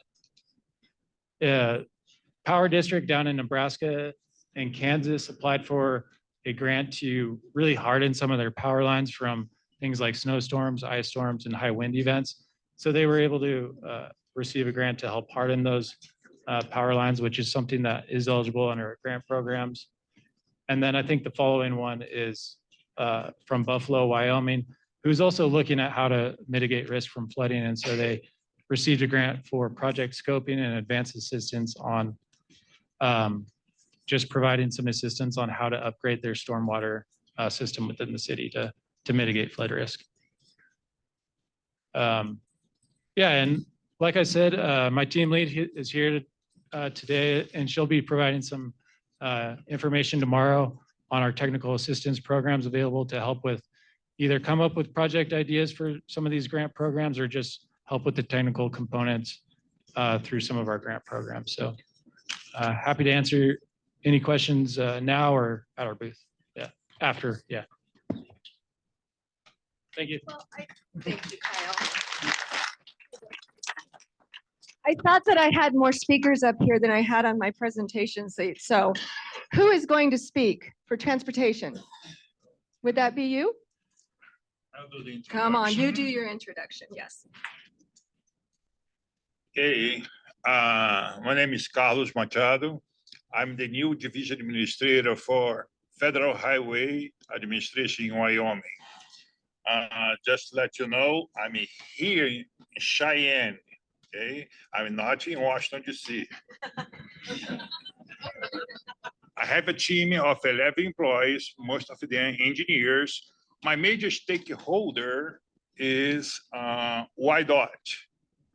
I invest about $500 million every year on a highway system.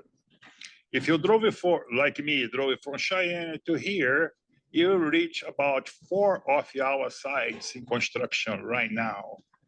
We have 40 projects active right now. Well, the message that I bring today is from the Secretary of Budget. He enforced that it's our goal to have 0 fatalities. We are losing more than 1,000 people every month in our highways. That's unacceptable. I know that here, you know someone that lost their life on the highways. We need to change. And the way that we will change is work with the different partners now. We will work with municipalities, tribes, MPOs, counties, different partners.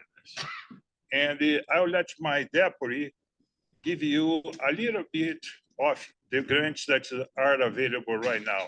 I would like to work with each one of you. I'll be here today and tomorrow feel free to come and talk to me.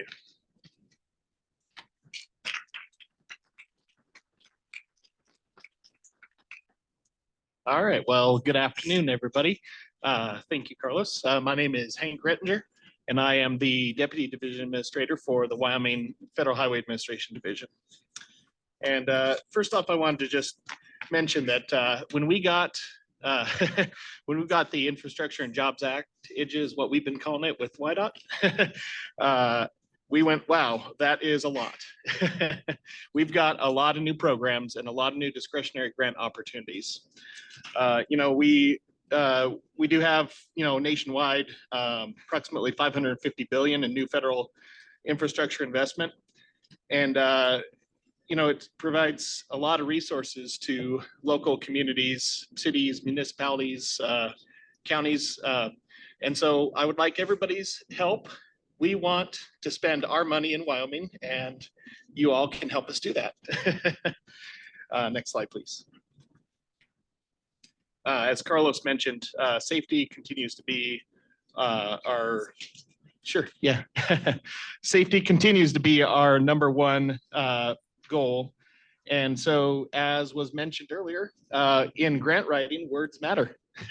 And so just wanted to key in that USDOT has certain strategic goals and priorities. And so the better that you're able to align your project outcomes with those goals and priorities, the better you'll compete.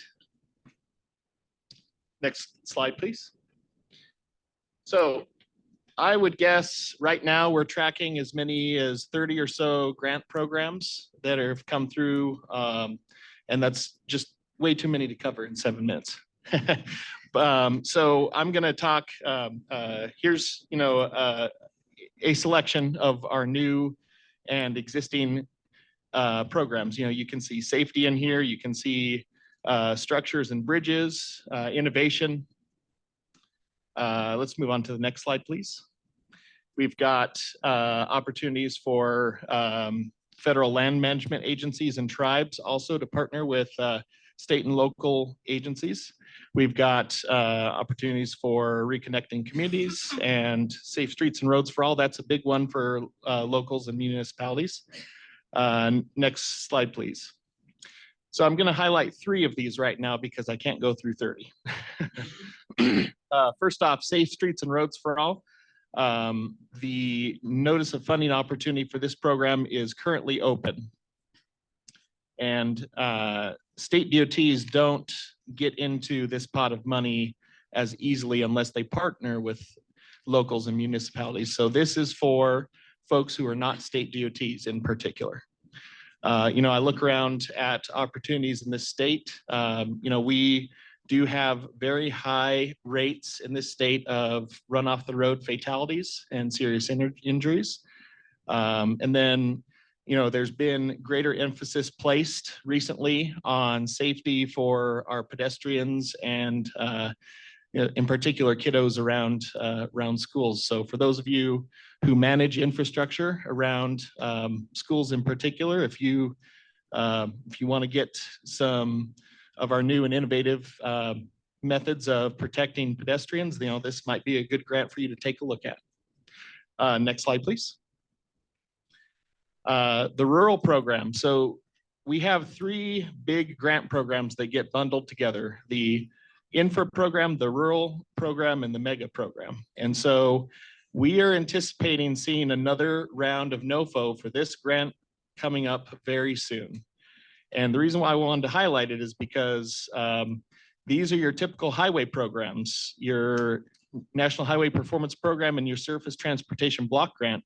Those projects are eligible under this program, but you're going to see these projects going out to rural communities. And that's Wyoming in a nutshell.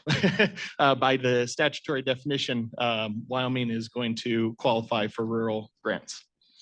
As you can see down there, Bill defines, or IJA defines, a rural area as an area that is outside an urbanized area with a population over 200,000. So yeah, that's us. Next up. And then finally, big thing that folks in a lot of other states and places don't necessarily get. We have a lot of wildlife and it gets out into our roadways and causes a lot of problems. So we've got a NOFO and I'm not sure if it just closed or if it's still open, but windows closing. This one is out right now on the street, and opportunities to get into the funding for projects that benefit wildlife habitat connectivity and wildlife mitigating hazards of collisions. So thank you very much. That's what I've got. All right, thank you. So we're going to open it up to questions. Questions for the infrastructure group.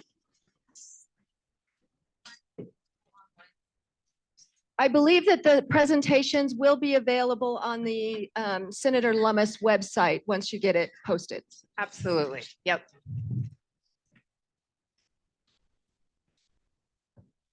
Going back to the rural surface transportation grants, it says outside of urbanized areas, population limitations, et cetera. Can that be used in a downtown setting in a small town?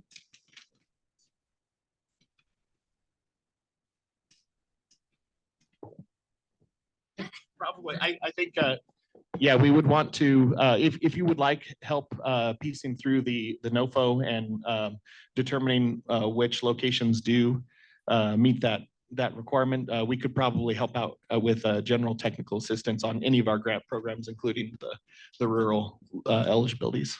Okay, and then I have one last question for you on HSIP funding. Is that administered by YDOT or is that administered by FHWA? Yes, that's correct. The vast majority of the HSIP funding does get administered through YDOT. Now, they have various mechanisms through which, and if you're from a city, county, City of Rollins? Sure. So you're probably somewhat familiar with the methods that they use to for like transportation alternatives type projects and also HSIP. Those are usually administered through local governments. I don't know if you know Sarah. Yeah. Yeah. Okay, thank you. Other questions? I had a question. Put it close to you. On the rural surface transportation grant, when does that one close? You said that the one prior to it was closing soon. When does this one close? Sure. So the reason I especially want to highlight rural is we're anticipating that will be bundled into the 3-program NOFO. And then the last thing I read, it was supposed to come out this spring, and we're kind of getting past spring here. So I would hope imminently. Other questions? Another thing is you can go in grants.gov, search for FHWA, and you have all the deadlines there. I had a FEMA question. So for the national competition, do we still, if we're a sub-applicant, like a local government, do we still have to go through the state to apply for that national competition? Yes. Yes. So do you know your state hazard mitigation officer, Shamika McDonald? So if you have a project that you are considering to submit for the national competition, so what's going to happen is the state is going to put out their NOI of kind of like a notice of intent when the NOFO goes live, which we're expecting in mid to late August. So there is an NOI that might come out by the state for communities that are interested in looking at BRIC or flood mitigation assistance program funding. And so keep an eye out for that. You can also proactively reach out to Shamika, and she'll be able to kind of start talking with you, looking into what project you might be considering. And we'll talk more about the technical assistance that FEMA can provide you in terms of strengthening your application for national competition, because that's one of the things that we've really noticed, and the need that's out there at the national competition level is that you're competing against a lot of communities that have quite the teams set up to go after national funding. And so we're going to help support you in writing that grant application and strengthening. So definitely reach out to Shamika. I think all of her information, so Director Bud, the Office of Emergency Management will all sit within there. And Shamika will be your gal. And then we'll be kind of on the subset. So yes, definitely go through your applicant, which is the state. Great, thank you. Okay. So we've come to the end of the infrastructure section. I know there's a lot of communities out there that have struggles with affordable housing, infrastructure. Please search out these representatives and talk to them to see if any of these opportunities fit your community and what you need to do. So we're scheduled for another short break, or we can continue to roll through the next section, which is going to be fairly short. 2 more presentations. Do you want to just roll through? I agree. Then we can just network at the end. That's what I wanted to hear. Good decision makers. All right. So if those people would come on up, we'll go ahead and change over. We get to this point of the day, I'm always ready to roll through too. So we're going to get scheduled to do workforce. When am I turning it over to you or Jessica?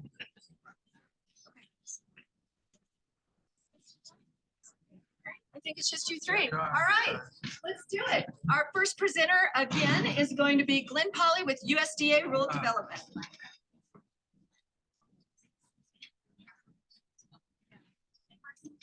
So, can you hear me? No. Can you hear me now? No, it's not on, is the problem. I guess it wasn't on. So before I get started, I wanted to ask, how many in your communities have a problem with affordable housing? So maybe I was behind the 8 ball, but I didn't realize this before my job, but every community that I go to and traveling around the state, with the exception as one, has mentioned to me affordable housing has been a leading issue. And that's one of the topics that the Intergovernmental Working Group for Coal and Energy Communities has focused on. We're going to be in Gillette on Monday and Tuesday trying to use our combined resources to address that issue, because there's a lot of areas in the state that are growing organically, but they simply do not have the housing to house their workforce. So when I talk about workforce development, I can't help but put in a little bit of a plug for our affordable housing programs. That is one of our 3 main areas in rural development that we work in. What we specialize in the state office is in single family housing. And single family housing are for lower income individuals. These are loans that we provide that do not have any down payment. They can be as long as 38 years. We can fund basically any type of structure that goes on a permanent foundation. So that includes manufactured homes, that includes 3D homes. I don't know what a 3D home is, but I've heard about it, in a tiny home. The interest rate for that for most individual is around 4%, but it is an individual need. Those can be as low as 1%. And I have heard about really innovative developers in Wyoming that have combined our housing programs with our infrastructure programs and are doing both of those together. And so a topic that we're really interested in, we do have a multifamily program that's run out of our national office, not our state office. The resources there or the incentives there are not as great, but we do have guaranteed loans available for multifamily units. So just wanted to let people know about that. As far as workforce development itself, we have our rural business development grants. And these are technical assistance and training for small businesses. And small businesses are businesses with 50 individuals or less, or has $1 million or less in gross revenue. Sure. As far as what we can provide for that, that goes to towns and communities and state agencies. As far as nonprofits, the type of thing that will fund is technical assistance and training. It will fund feasibilities studies. It will fund distant learning opportunities. It will be able to fund looking into viability analysis and also technology. And so those aren't available to rural businesses themselves, but they are available to towns and nonprofits dealing with rural businesses. We have another grant program that's very similar to that. That's the Rural Cooperative Development Grant Program. The similar type of program, there's about $5.8 million available nationally. There's $200,000 is the maximum loan or the maximum grant for community. And the community only has to provide 25% of the cost for that. Same type of thing, that will provide feasibility studies.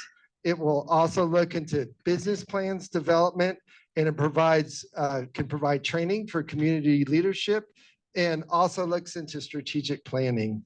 The last thing that I would like to talk about, this is available for rural cooperative, rural electric cooperatives, but we both have a 0% loan program or a grant program up to $300,000. It's available for rural electric co-ops. Those rural electric co-op revolving loan fund is available for business incubators, business expansion, technical assistance, facilities and equipment for medical facilities in rural areas. So if you're rural, if you are rural town representatives and you know the individuals in your rural electric co-op, that is something that can be provided for them as well. Thanks, Glenn. Okay, and I think our last speaker today is going to be Amy Lee with the Small Business Administration.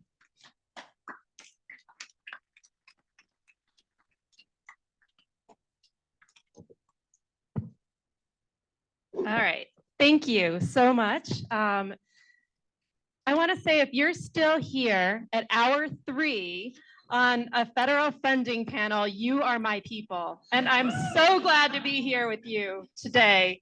I'm also here with our Deputy Director, Deb Ferris, who's right back here. You are seeing 50% of your SBA staff for the state here. I will mention, because you are our people, we're currently hiring. So out on USA Jobs, if you're looking for a job as a business development specialist, we want to see your application. Next slide. SBA, and in this presentation, I'm going to bring it down from way up here to boots on the ground. That's what we're going to talk about for the next 6.5 minutes. Give me a quick show of hands. How many of you are business owners here? Wow, more than I thought. Awesome. How many of you here are representing a chamber of commerce, local economic development organization, resource partner that provides business development assistance? Fantastic. Awesome. Okay, so what SBA does is primarily 4 things. Counseling and training for small businesses. I'll talk about this in a minute. Most of that is through our resource partners. We provide access to capital. Most of that guaranteed loans made by private lenders, government contracting assistance, as well as disaster assistance. And so we're here powering the private sector to accomplish all of the projects that you've heard about before. Because who is out there building a project, right? A construction company, a local engineering firm, people working in Wyoming communities, hiring Wyoming people. That's what we do. Next slide, please. All right, I'm going to be super quick about this because we've kind of beat this to death a little bit today, but tons of projects out there. Next slide. Really, our goal here is to buy American, increase the competitiveness of the US economy, create good paying jobs, invest public dollars equitably, wisely, and build infrastructure. Next slide, please. Okay, so these are announced and select awarded infrastructure funding locations. The map is huge. There's tons of projects out there. Next slide. This is where SBA can help. We help small businesses be ready to perform on those projects and to work together to provide those to either the federal government or state or local entities that are administering those projects. The federal government is the world's largest customer, buying products, services, and construction. And we help small businesses both on the front end. A lot of that is in partnership with the Apex Accelerator, formerly known as the Procurement Technical Assistance Center in the state, which is a project of the Small Business Development Center. I know I saw SBDC State Director Jill Klein back there. So if you want to talk contracting, connect with her today. But what we do, and especially Deb Ferris on our team does, is we not only work on the front end with businesses, we work behind the scenes with contracting professionals, next slide, to help them meet federal prime contracting dollar goals to ensure that 23% of federal prime contracting dollars get in the hands of small businesses. These are the small businesses in your communities. We also work to help provide certification opportunities and business development programs for these small businesses. Why? Because we want to make sure that they receive the maximum amount of federal funding possible. So we're growing businesses that are located, for example, in historically underutilized business zones, hub zones. These are place-based areas, higher unemployment, lower average annual wages. We just had a great opportunity working with the governor's office to designate 4 additional counties in Wyoming. He and his team at the Wyoming Business Council, governor's office, did a great job. This brought on 4 new counties in the state as hub zones: Bighorn County, Sublette, Sweetwater, Converse. And so businesses in those counties, in addition to other areas around the state, you can see the map on the SBA website about which counties qualify, can apply to SBA to become hub zone certified. And then we work with contracting professionals to say, you know what, instead of making this contract opportunity available for the whole world, let's look and see if we might have a hub zone firm in the state that could compete on this firm. And so these are some ways that we're trying to make sure that these opportunities get in the hands of Wyoming businesses. Our 8A business development program for socially and economically disadvantaged businesses. We have a woman-owned small business program and a service disabled veteran-owned program. And Deb and I love talking about contracting. We're going to be here today and tomorrow. We've got a table. We'll be doing the table sort of speed dating thing tomorrow. Come talk to us. It's going to be awesome. We want to tell you about how we can help you grow your business with real dollars that will keep Wyoming people working. Next slide. All right. For construction companies in particular, we have a surety bond guarantee program. It's not our most well-known program, but it can really help if you've got a smaller construction company in your community that is needing to have bonding for jobs as they're growing and scaling up to do that. We're happy to tell more about that. Next slide. It's rough being between you and the end of the day. So I'm trying to be as quick as I can, because if you can't be funny, be fast, right? Okay, so SBA bonds, we've got bid, performance, payment, maintenance bonds for private contracts, for each federal contract. Those are our limits there. Next slide. The other thing we do is we provide access to capital. We can provide funding for fixed assets for small businesses, working capital. If it's a legitimate business purpose, we can probably help make this happen for you. We don't compete with private lenders. What does that mean?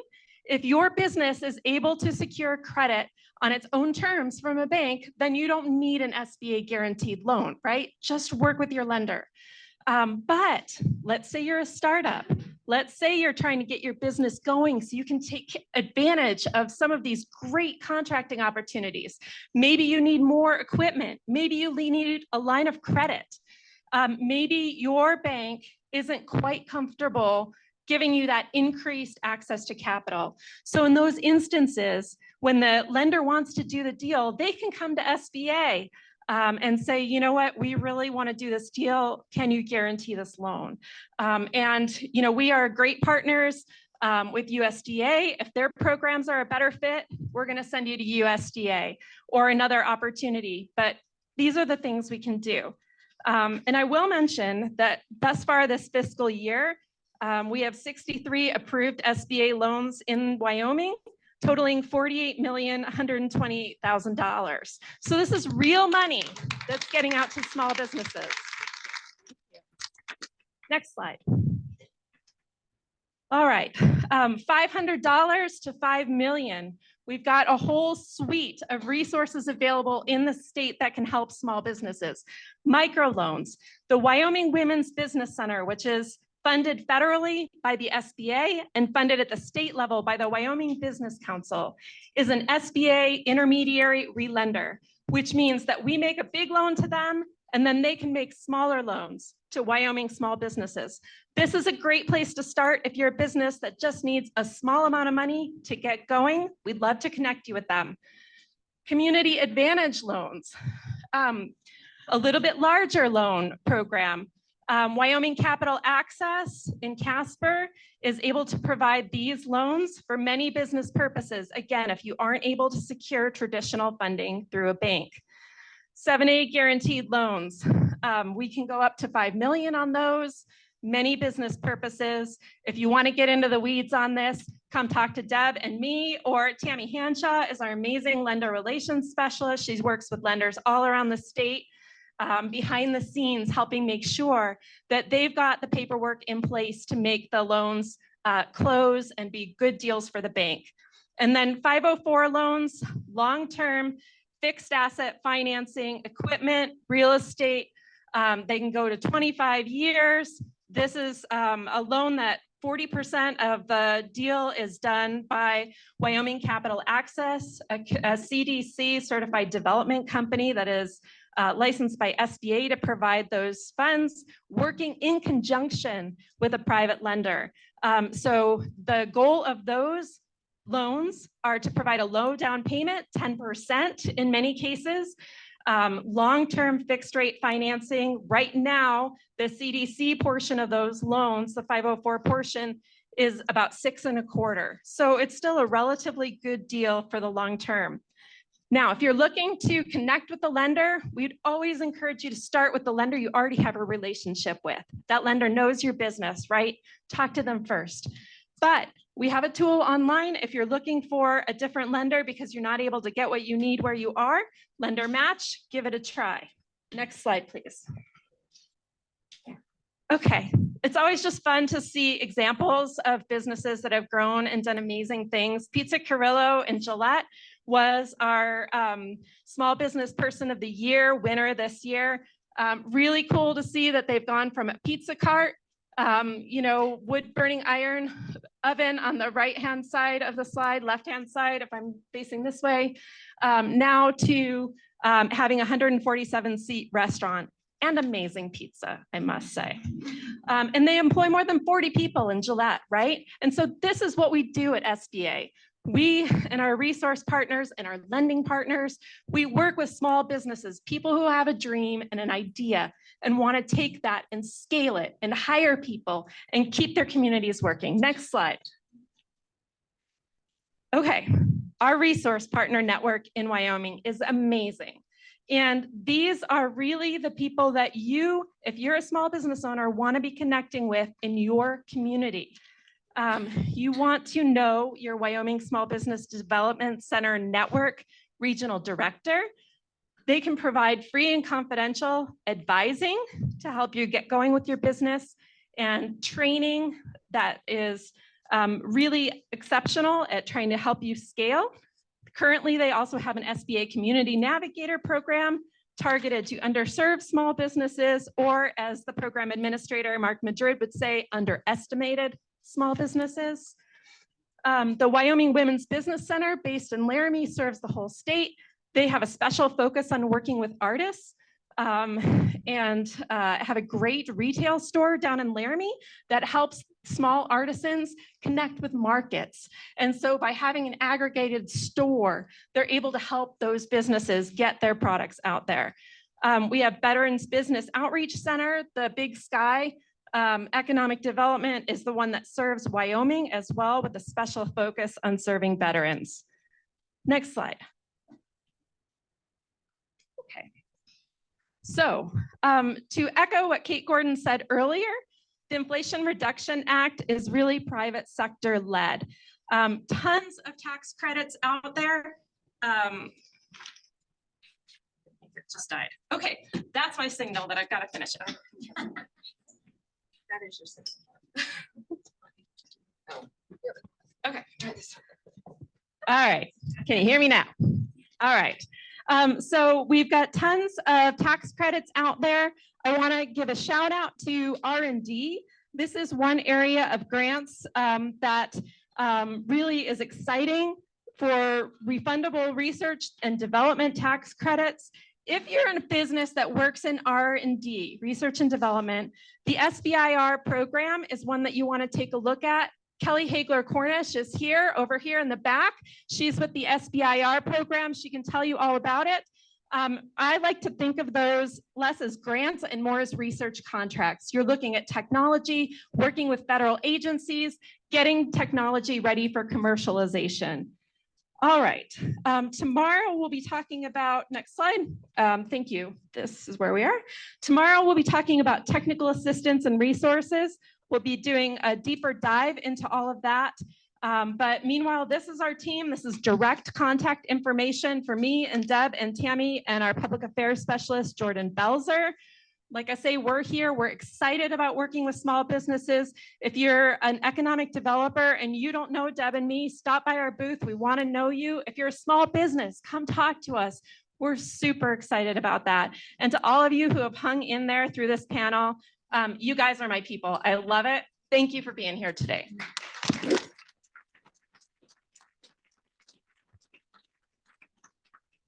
Okay, she made me excited and I don't even need a loan, but I might stop and talk to you.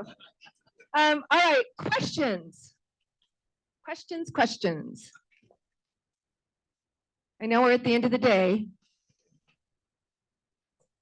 No? I think everybody heard the rain stop and they're like ready to dart to their cars.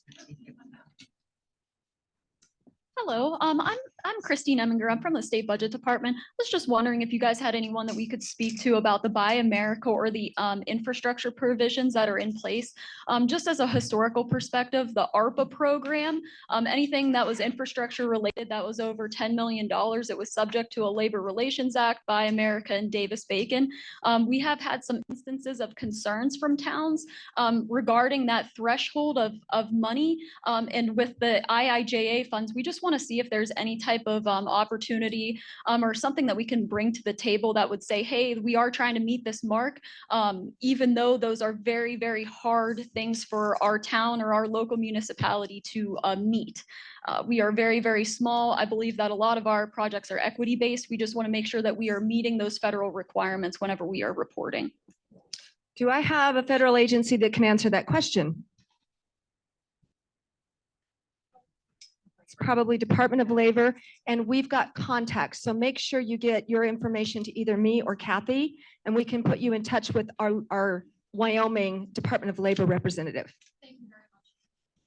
Any other questions? Okay, well, it's overwhelming. Take a deep breath, identify who you need to talk to, and just dive in, because there's no better way to do it.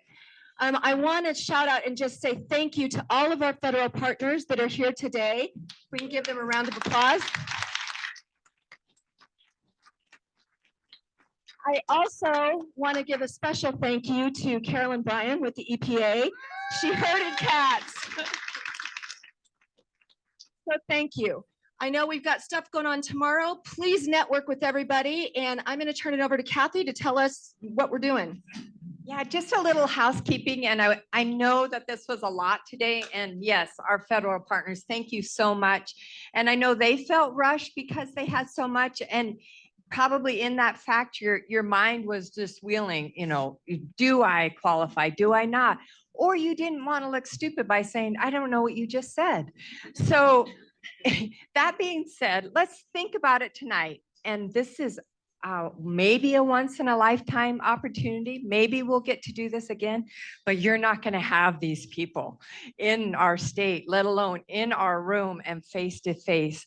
So what I'm going to ask, I know we're going to start at 8:30 in the morning, but could our federal partners come in at 8 and be at your tables so that we would have a little more time to meet with you and not feel maybe so rushed? Would that be all right? And for all of you to come in a little bit early. And of course, the smart ones already did today because they knew there wasn't good parking and they wanted to get the best seats. So all the people that took the class on Monday and Tuesday, right? You were here early. So it'll be interesting to see how early you all get here tomorrow. But let's come in just a little bit early because tomorrow looks a little bit different. Although the governor wants us to be here on Friday, I'm pretty sure none of us want to be. And so it's going to look a little bit different. Even lunch is going to be served downstairs to the left in this beautiful atrium room. They're going to deliver lunch to us. That's where our speed date is going to take place, meet and greet, whatever you want to call it. But it's very short. Our lunch is only a half hour. So, and we're going to eat, we're going to date, and we're going to get out of here. But in the meantime, I don't want to rush this piece because a lot of work, thank you to Drew and to our, to Carolyn and our federal partners. A lot of work has put into this summit, and I truly want you to have your questions answered. Like I have one, can we not have a simpler application for small towns?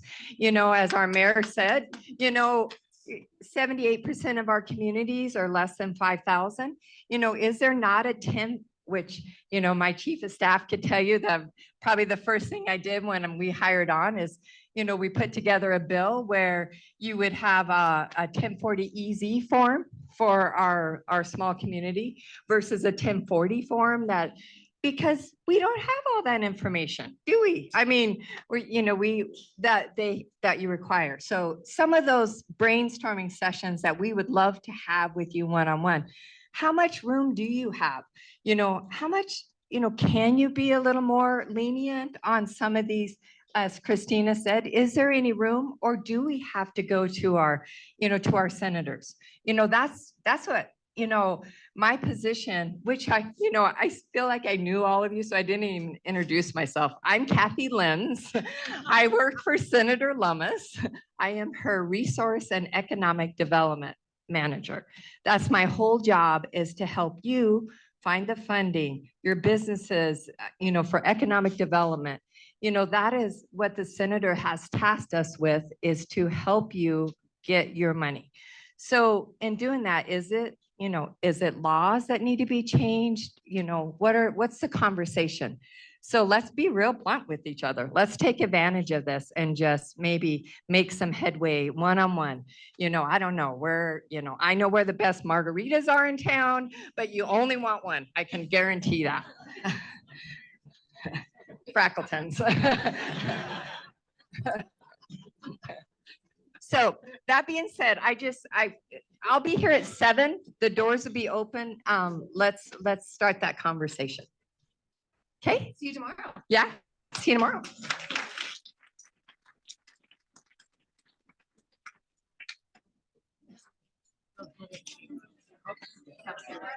I know, I thought I was slide that.